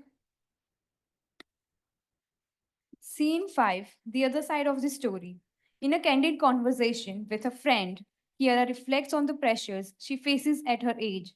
The stress of constantly needing to achieve success weighs her down, mirroring her parents' struggles and raising questions about the toll this pressure takes on mental health. I don't get it. I'm 19 and I'm already done with everything. Classes, tests, internships. It's never ending. Same here. My parents don't get it either. They just keep saying, "You're young, you'll bounce back." But I'm exhausted all the time. It's like we're told that if we're not grinding 24/7, you're failing. But I'm starting to think maybe that's not right. Yeah, but what's the alternative? If we don't struggle now, will we ever find success? I don't know. But I do know that this pressure is breaking people. Look at my parents. They're constantly stressed, and I don't want to end up like that. Yeah, maybe we need to take care of ourselves first before we end up like them. Scene 6, Breaking Point. Tensions reach their peak at home as Shamita and Manav's frustration with work collide with family life. The emotional strain threatens to tear them apart until they begin to realize that their health and happiness might need to come first.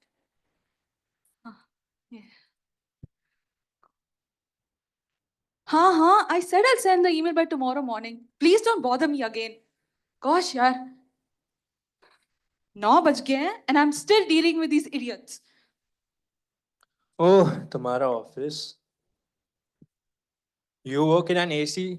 You work in an AC room all day and complain about stress. मैं सुबह 6 बजे से hospital में काम कर रहा हूँ. Oh, excuse me. Just because मैं white coat नहीं पहनती इसका मतलब मेरा stress real नहीं है. पता है कितना करना पड़ता है? Boss के ताने, deadlines. It's so difficult to manage people. Mom, Papa, can we not do this tonight? I'm already stressed. I have an exam tomorrow and I can't focus with all this fighting. Exams? Don't talk to me about your stress, बेटा. जब मैं तुम्हारी उम्र का था, मैं already medical exams के लिए prepare कर रहा था. These kids have it too easy these days. Easy? You think it's easy being ignored all the time? Y'all are too busy to notice like my stress just because y'all are busy with work. Just because I'm younger doesn't mean I don't have any problems. Beta, try to understand. The world out here is hard. It doesn't care about your mental health. It's just about who can survive the grind. Survive? Is that what you call this? None of us are surviving here. We're all miserable, constantly fighting. And I can't breathe under this pressure and you both are just adding to it. Dee, Bhaiya, I don't mean to interfere, but you all need to calm down. This past week, I've seen you all tired, angry and lost. What good is all this stress if you're not happy? घर का माहौल कितना खराब हो गया है. Happy? कैसे रहेंगे happy? Deadlines, expectations, इसमें ही तैर रहे हैं हम. There's no way out. There is, Dee, there is. You have to take time for yourself, for this family. What's the point of working so hard if you can't be happy? You know what? She's right. We've been so caught up in surviving that we've forgotten how to live. I mean, I snap at my patients. I snap at you. I'm always on edge. We need to change, Papa. We can't keep living like this. I'm so sorry, beta. I just feel like I'm failing. At home, at work, with you. It's not fair to put our pressures on you like this. Maybe we should take that family vacation we've been talking about. A proper family break. Let's plan it tonight. No work, no stress, just family. Yes, he's right. It's not about working less. It's about taking care of each other. This house can be a home again if you let it. We had been so focused on succeeding at work that we forgot one crucial thing. If we don't take care of ourselves, everything else falls apart. Self care isn't just about bubble baths or vacations, it's about making sure that we protect our well being even in the most demanding places like work.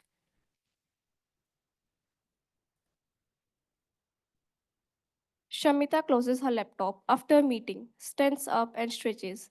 She walks to the window, take a deep breath, and spend a few minutes meditating before diving back into her task. On her desk, there's a sticky note with reminders. Lunch break equals no emails. Breathe and delegate when overwhelmed. Whereas Dr. Manav is at the hospital taking a short break between patients. He sits in a quiet room, sipping tea, and reads a few pages of a book. His phone has a notification.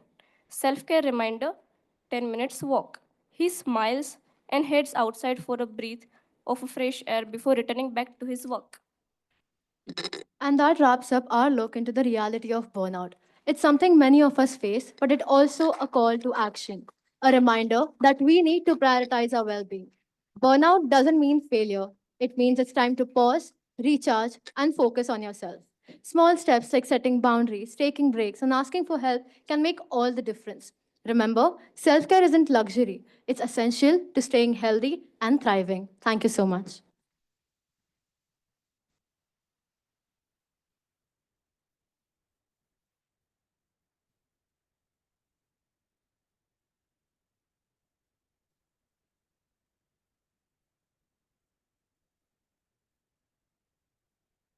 That was impressive. Let's give them a round of applause for the spectacular performance.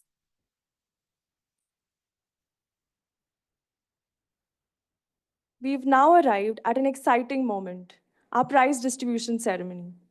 Over the last few weeks, SCEW has hosted various competitions across SIU for students, staff, and faculty.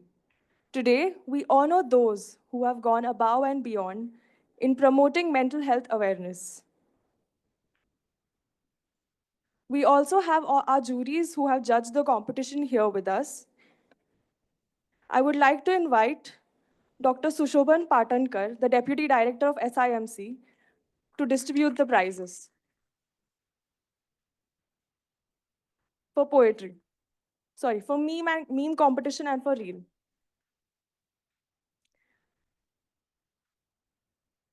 Yes, sir.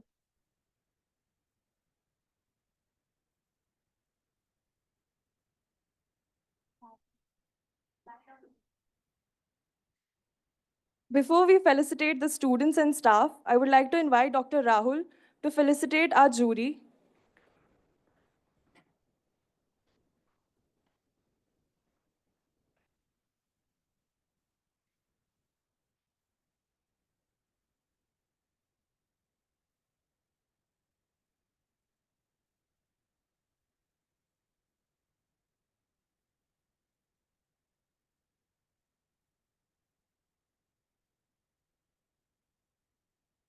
We go ahead with the prize distribution for meme competition. The third prize is being shared by two winners, Shweta Dadhal, SIHS, and Jisha Wadhwan, SIHS. Please come on stage.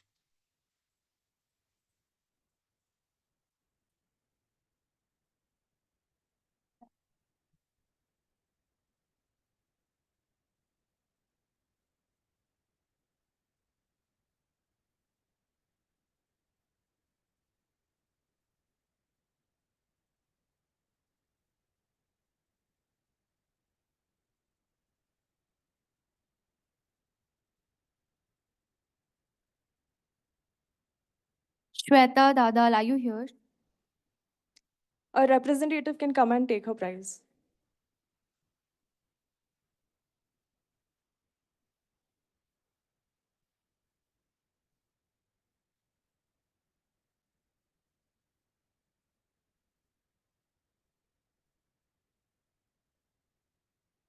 The second prize is also shared by two, Dr. Rahul Bagale, SCEW, and Ansha from SISS.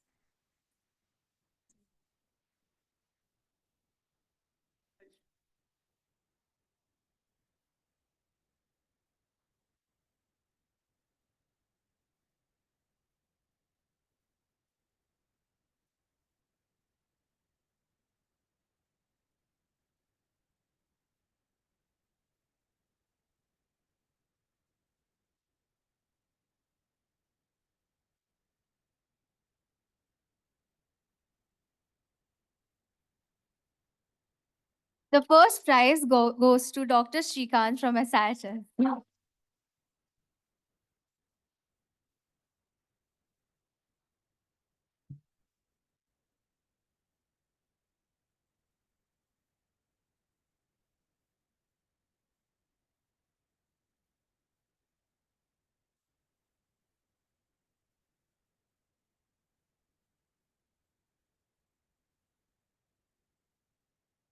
Now we'll be distributing the prizes for Reel Short Film Competition.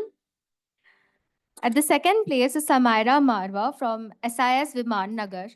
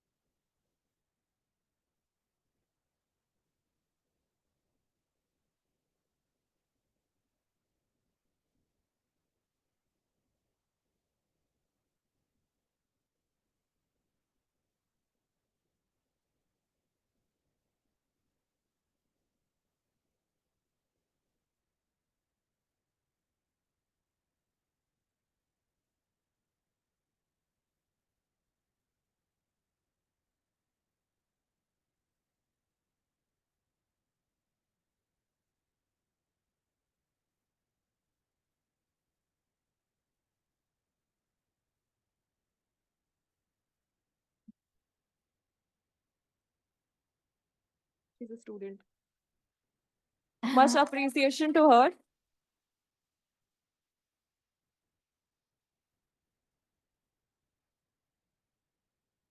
The first prize goes to Avinash Matkar, SIHS, from BSc Mental Health, my senior.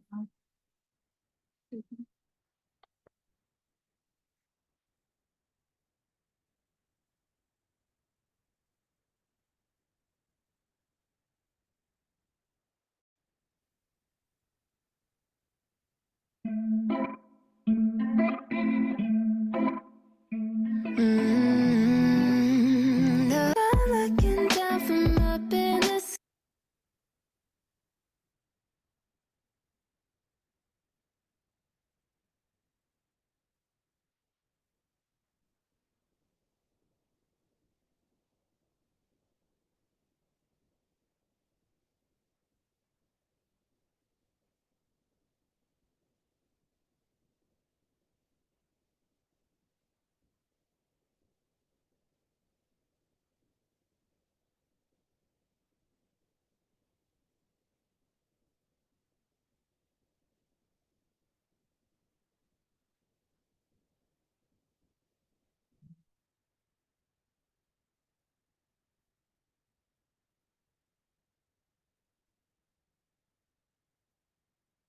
Thank you, Dr. Patankar.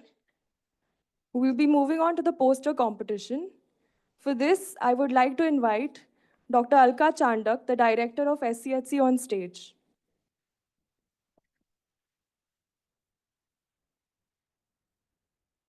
And also to Dr. Girija to felicitate our jury, Dr. Alka.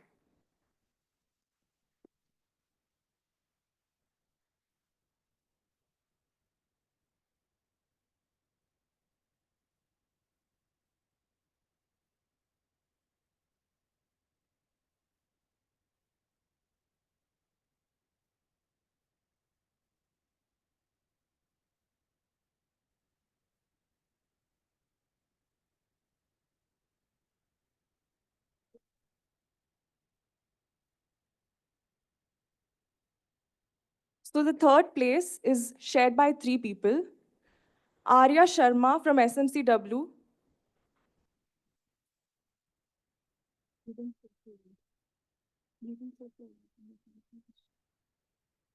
Arfa Alam from SCMS Hyderabad. If there is a representative present, I would request them to come and...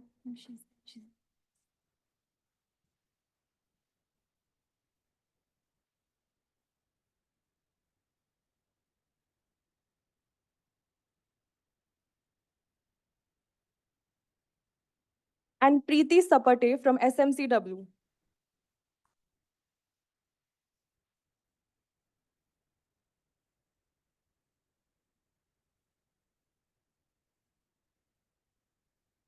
The second prize is also shared by 2 people. Dr. Sameer Pingle from SCMS Nagpur. I request a representative to take his prize.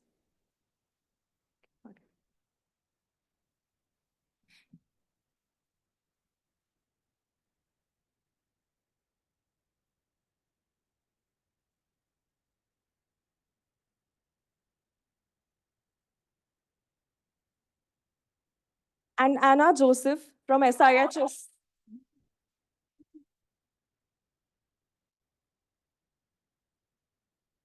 Also a BSc mental health student.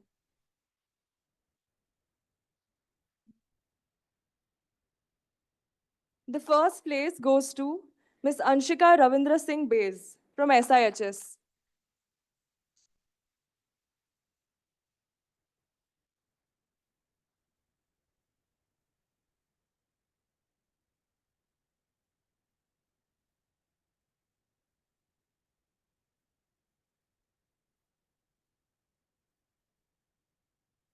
Thank you, Dr. Alka, for distributing the prizes.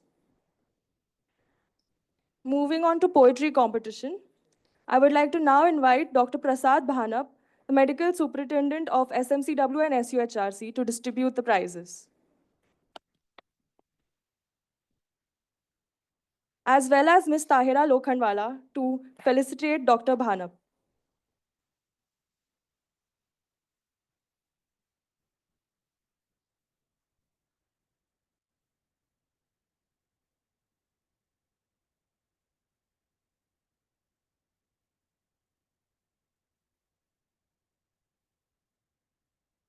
So in poetry competition, the third prize is also shared by 3 people. Ms. Shreya Samudre from SICSR Model Colony.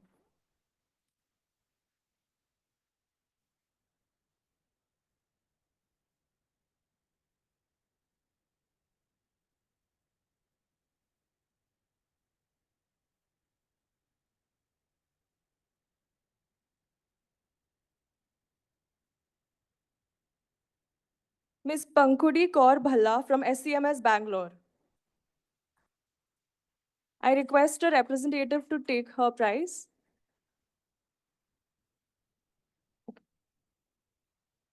And Pratham Sharma from SICSR Model Colony.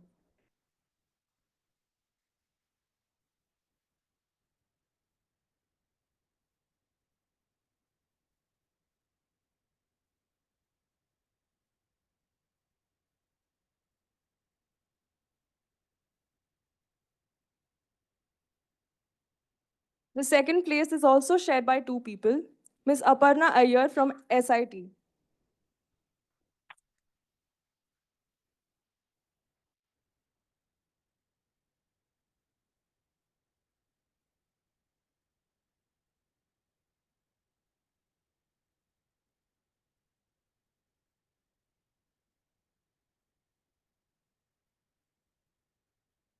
Dr. Sumit Chavan from SMCW.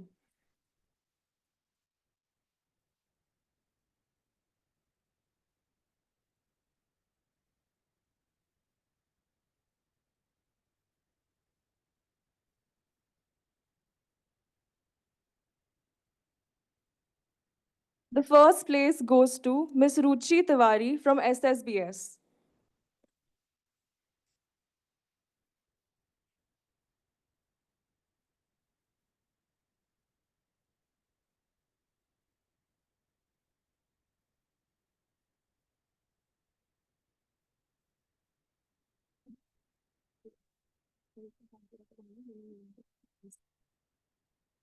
Thank you, Dr. Bhanap. I would request Dr. Shrikant to help come distribute the quiz competition prize.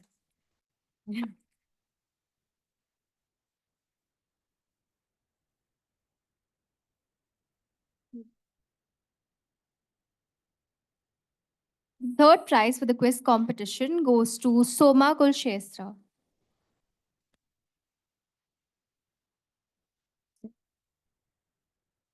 Any representative?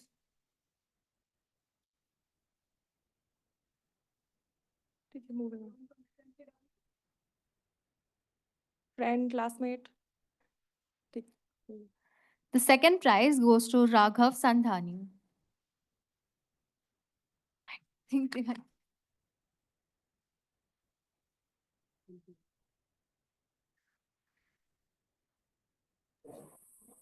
We are all online. The first prize goes to.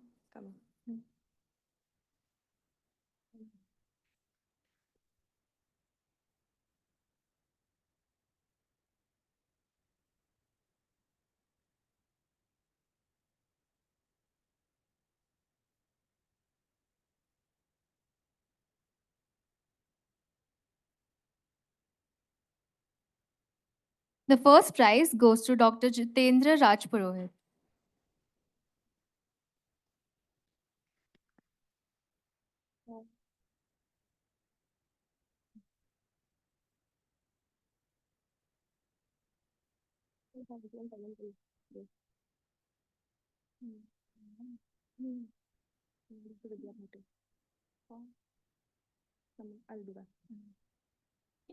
Thank you, Dr. Shrikant.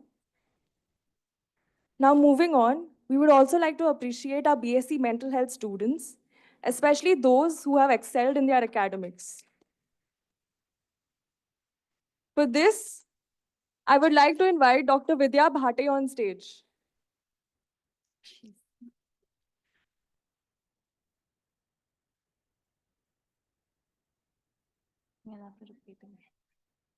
I don't think she's paying attention.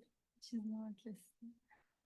Dr. Vidya Bhate, I request you to come on stage for prize distribution.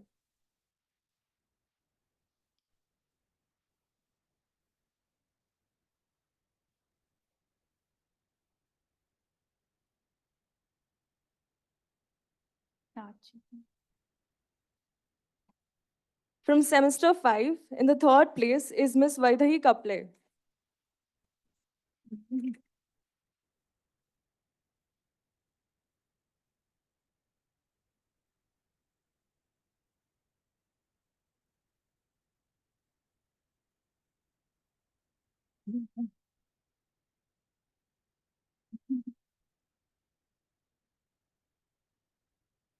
In the second place is Miss Lavanya Lodha.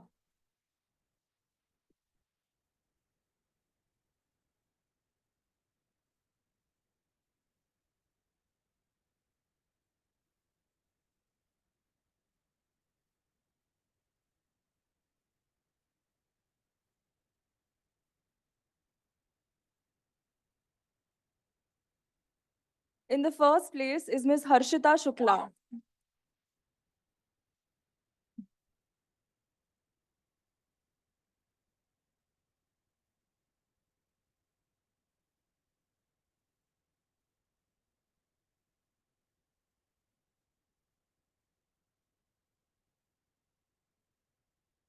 Moving on to semester 3. In the third place is Miss Manasvi Potheni.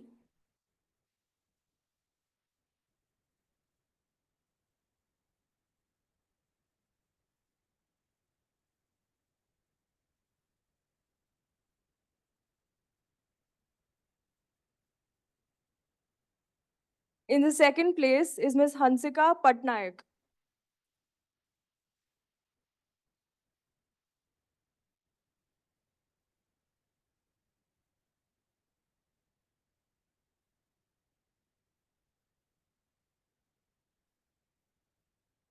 And in the first place is Miss Sharvari Jagtap.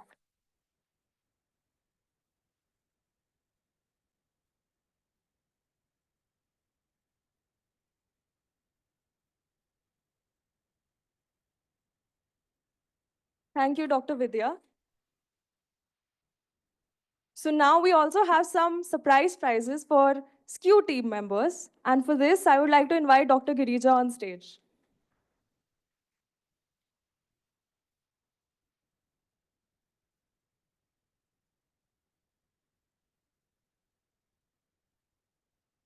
Yes.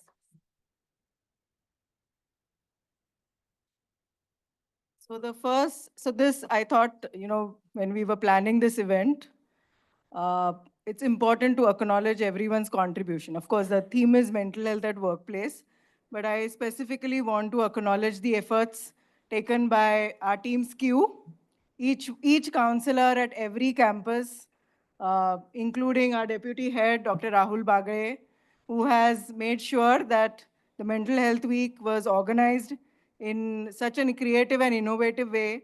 He, along with the subclinical team, many of my campus counselors are a part of it, including my outstation team. I don't know whether they've joined in online, but I want to acknowledge on this platform the efforts taken by my entire team, including our wonderful coordinator, Gitanjali Rokde, our attendant, Amit, who has been, who are our backbone and support system for ensuring that all our activities, all our promotive, preventive, curative services run effectively.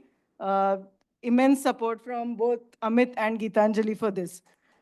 However, the awards are being given to people who have been with SCEW for a long time and who have shown contribution in multiple areas, not just counseling, but have gone out of the way and come out with some very innovative programs. So the first prize goes to Ms. Tahira Lokhandwala. And the reason she deserves this is she has been with SCEW right from the beginning, August 2018. We began our journey, so it's been 6 years. And Tahira has consistently stayed born with all the challenges, barriers. She has been the true star of Viman Nagar. uh, has immense strengths as a human being, extremely calm, compassionate, peace-loving person. She is the one who runs the mental health champions, now the mental health ambassador. So she's been a pioneer for that program.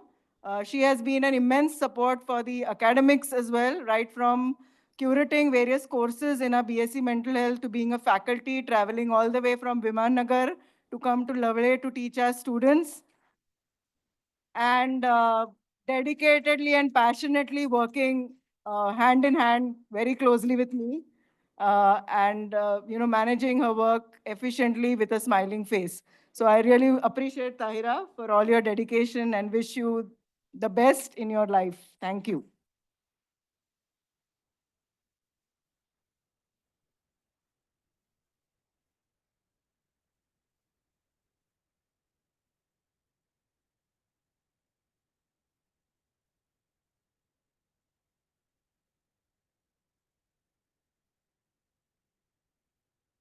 The second prize goes to Ms. Geetanjali, who is our, we call her a coordinator, but she is my mother. She keeps me in check, and she's a lot for me personally as well. I think when I'm down, she's the one who holds me. So immense gratitude and thanks to Geetanjali.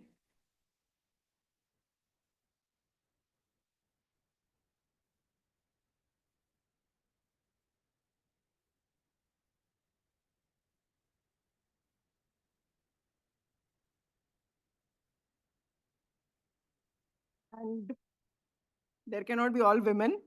So there has to be a man holding, there is a man behind this entire women gang. And Dr. Rahul, again, I want to, he's a man with few words, but he's held it with, immense, again, respect for Dr. Rahul, who has a very different, unique way of functioning.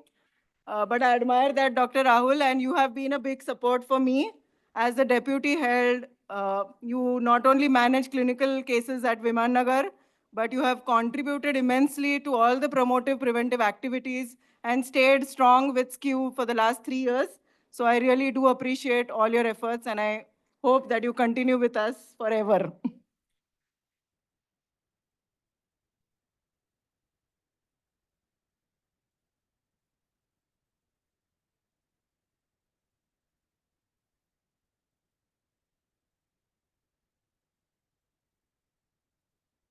There's one more person who's not here today, but I want to acknowledge Nehal Pimpal Khare,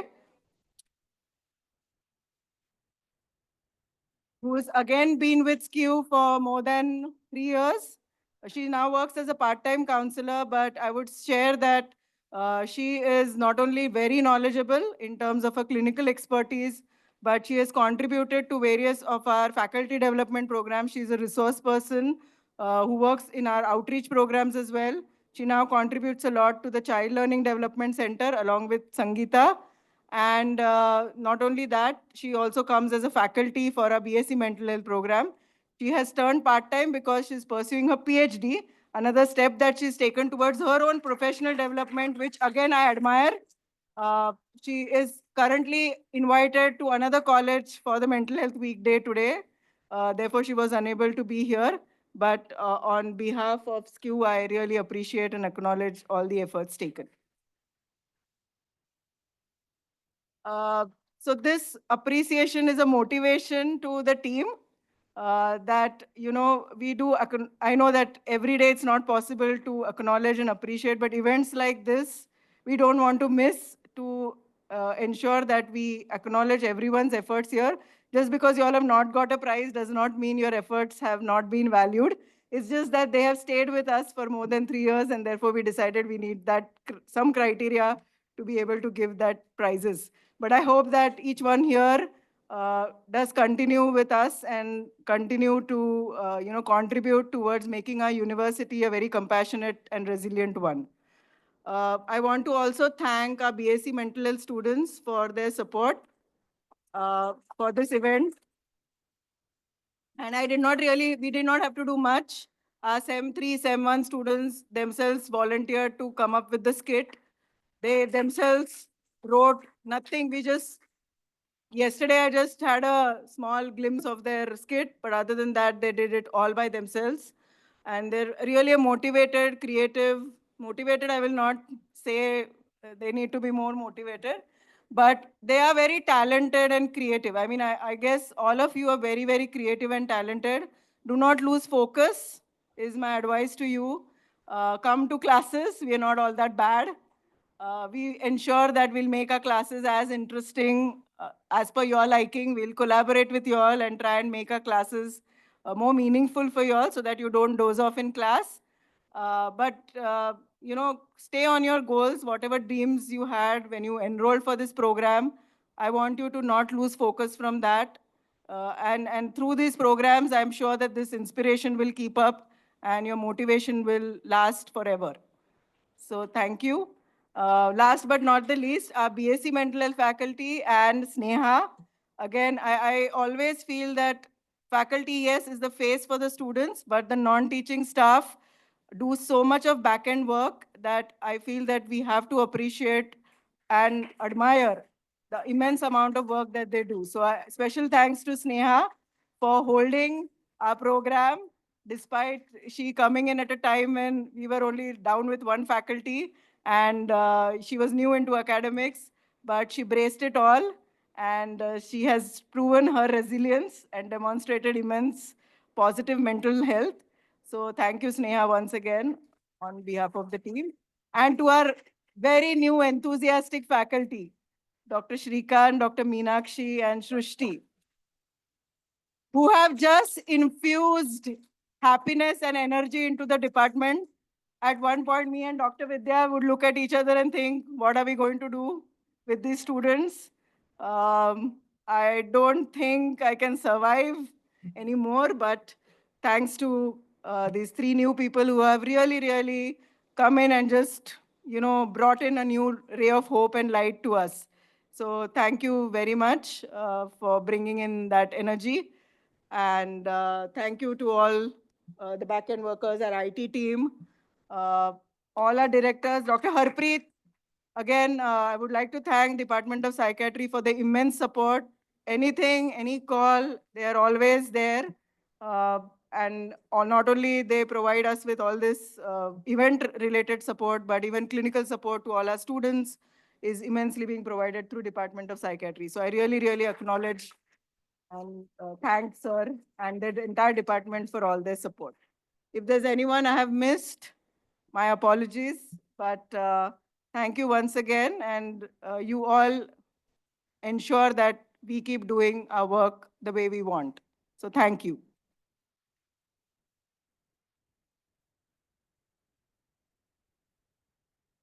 Thank you, ma'am.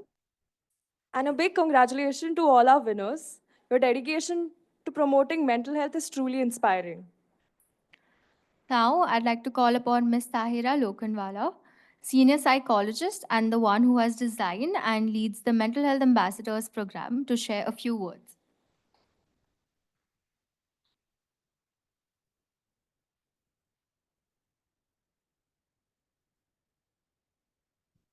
Before I begin, I'd really like to extend my heartfelt gratitude to Dr. Girija because of your leadership, your compassion, your vision, your drive, your persistence, your motivation. We are all here today. So, on behalf of the entire team, I don't think there are enough words to express our gratitude to you. And that all that we could achieve today is because of your leadership and, and the vision that you have. So, it's been an honor to serve beside you. And also thank you to the entire team, because it's a collective effort and we're all here today because we do it together. And so to stress on the topic of togetherness, that's a good segue into the Mental Health Ambassadors program. So I promise I won't take more than 5 minutes to quickly walk through what we're doing so far. So thank you, students, staff, and faculty who are here, both in person and online. So I'm happy to present this year's Mental Health Ambassadors program. The program was created keeping in mind the larger goal of creating thriving, resilient, compassionate communities and destigmatizing mental illness. We realized that we cannot do that alone and that it's important to include all stakeholders in this process. And so we decided to extend our outreach to students and take students on board to volunteer for a year. They led the way by creating awareness, initiating dialogue, endorsing the process of counseling, and assisting in organizing activities around emotional well being. And they also exemplify various positive qualities themselves. Over the years, we have seen students really take on the mantle of mental health advocates. And we see this with an uptick of applications from 148 3 years ago to 771 applications this year.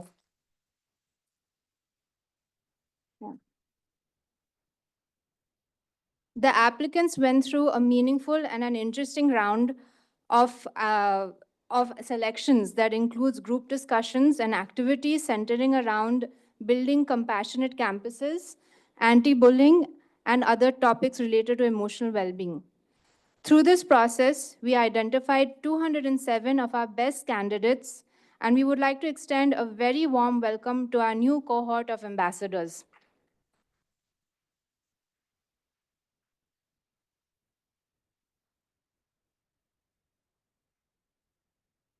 But it's also important to remember that this is a two-way process, and ambassadors have also expressed self-growth, building of insight and empathy through this journey. And the journey will continue with training on various topics such as psychological first aid, leadership, and they will also be supervised by all their campus counselors. But I would also like to express my happiness to announce that we have also extended the program to also include a very important stakeholder, which is faculty and staff. Your voice is also important in this process. We are happy to share that we received 53 applications this year across the board from all institutions and all designations. We had deputy directors, coordinators, admin, staff, faculty, all come together for an online discussion on mental health in the workplace, keeping in mind the year's mental health theme, which is mental health in the workplace. And they shared valuable insights in their ideas of how to build thriving work environments, their ideas of personal stress management, and ideas of also how to collaborate with SCEW in the coming years. This is the start of many such conversations, and we look forward to starting the new journey with our new ambassadors. With this, I would like to end with a small showcase of the things that ambassadors have achieved in the past year, along with a showcase of all their group discussions and activities during the recruitment process.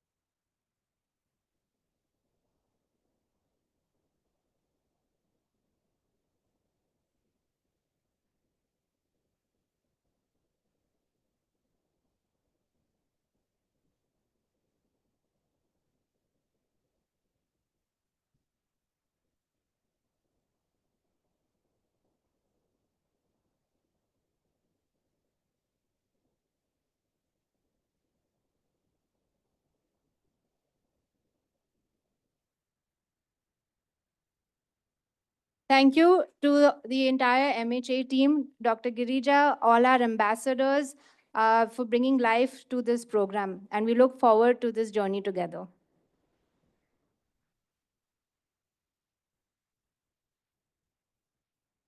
Thank you, Tahira ma'am. As we near the conclusion of today's program, I'd like to invite Ms. Debanjana Rajak to deliver the vote of thanks.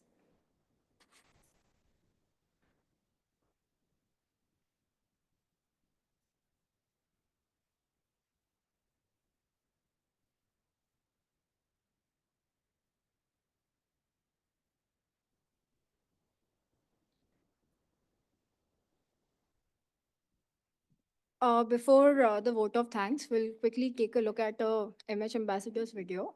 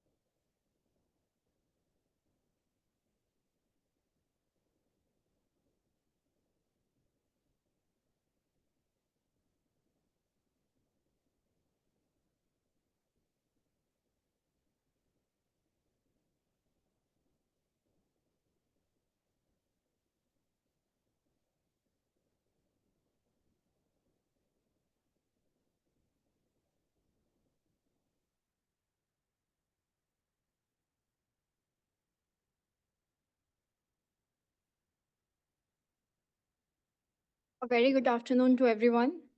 It's been amazing to have been able to witness such a meaningful event today. And as we bring this session to a close, I would like to take a moment to extend my deepest gratitude to all those who made it possible. First and foremost, I want to express my heartfelt thanks to our esteemed chief guest, Dr. Vishali Raut, our esteemed Dean, SMCW, Lieutenant Colonel Dr. Vijay Sagar, sir. Your presence has highlighted the importance of mental health in our academic community, and we are truly grateful for that. A big thank you to our respected jury, Dr. Alka Chandak, Director SCHC, Dr. Prasad Bhanab, Medical Superintendent SMCW, Dr. Sushovan Patankar, Deputy Director SIMC, for joining us in our competitions. A special thank you to our guest speakers and panelists, Dr. Vrushali Raut and Dr. Girija Mahale, along with our moderator, Dr. Vidya Bhate. Your expertise today has sparked much needed conversations and offered invaluable perspectives on how we can foster a more compassionate and resilient workplaces. To our wonderful participants and attendees, your engagement and passion make events like this impactful. Thank you for actively contributing. And this one's for the organizing team. Behind every successful event is a group of dedicated individuals working tirelessly behind the scenes. Huge thanks to our head, Dr. Girija Mahale, Colonel Dr. Harpreet Singh, sir, head of the Department Psychiatry, along with the entire team of SCEW and Department of Psychiatry, SCHRC, students, staff, faculty of BSc Mental Health, and our MH ambassadors. Special thanks to our IT team for keeping us connected and ensuring a smooth run. Now, on that note, I wish everyone a very happy World Mental Health Day. Let's champion mental health awareness not just today, but every day. Thank you.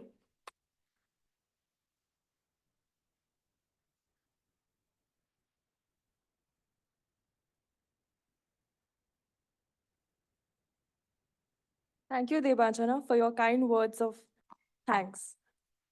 Thank you all for your patience and for being a part of today's World Mental Health Day celebration. Let's continue prioritizing mental health in every space we occupy, especially the workplace. Thank you.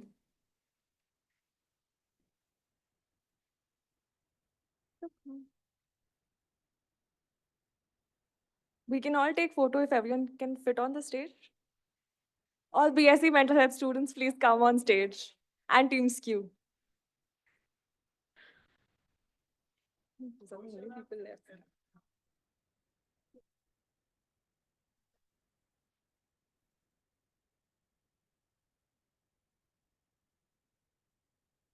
Good job. It's really nice working with you. I'm stressful, but okay. It was because they gave so many people love. It's just a sad Happens. I was not expecting it to be that chaotic, but we still maintained order. We've just gotten Used to it now. So much chaos. On this stage, Everyone can. I don't know. Stage makes sense, right? it just does actually. We're Yeah, quite it's less. very limited people.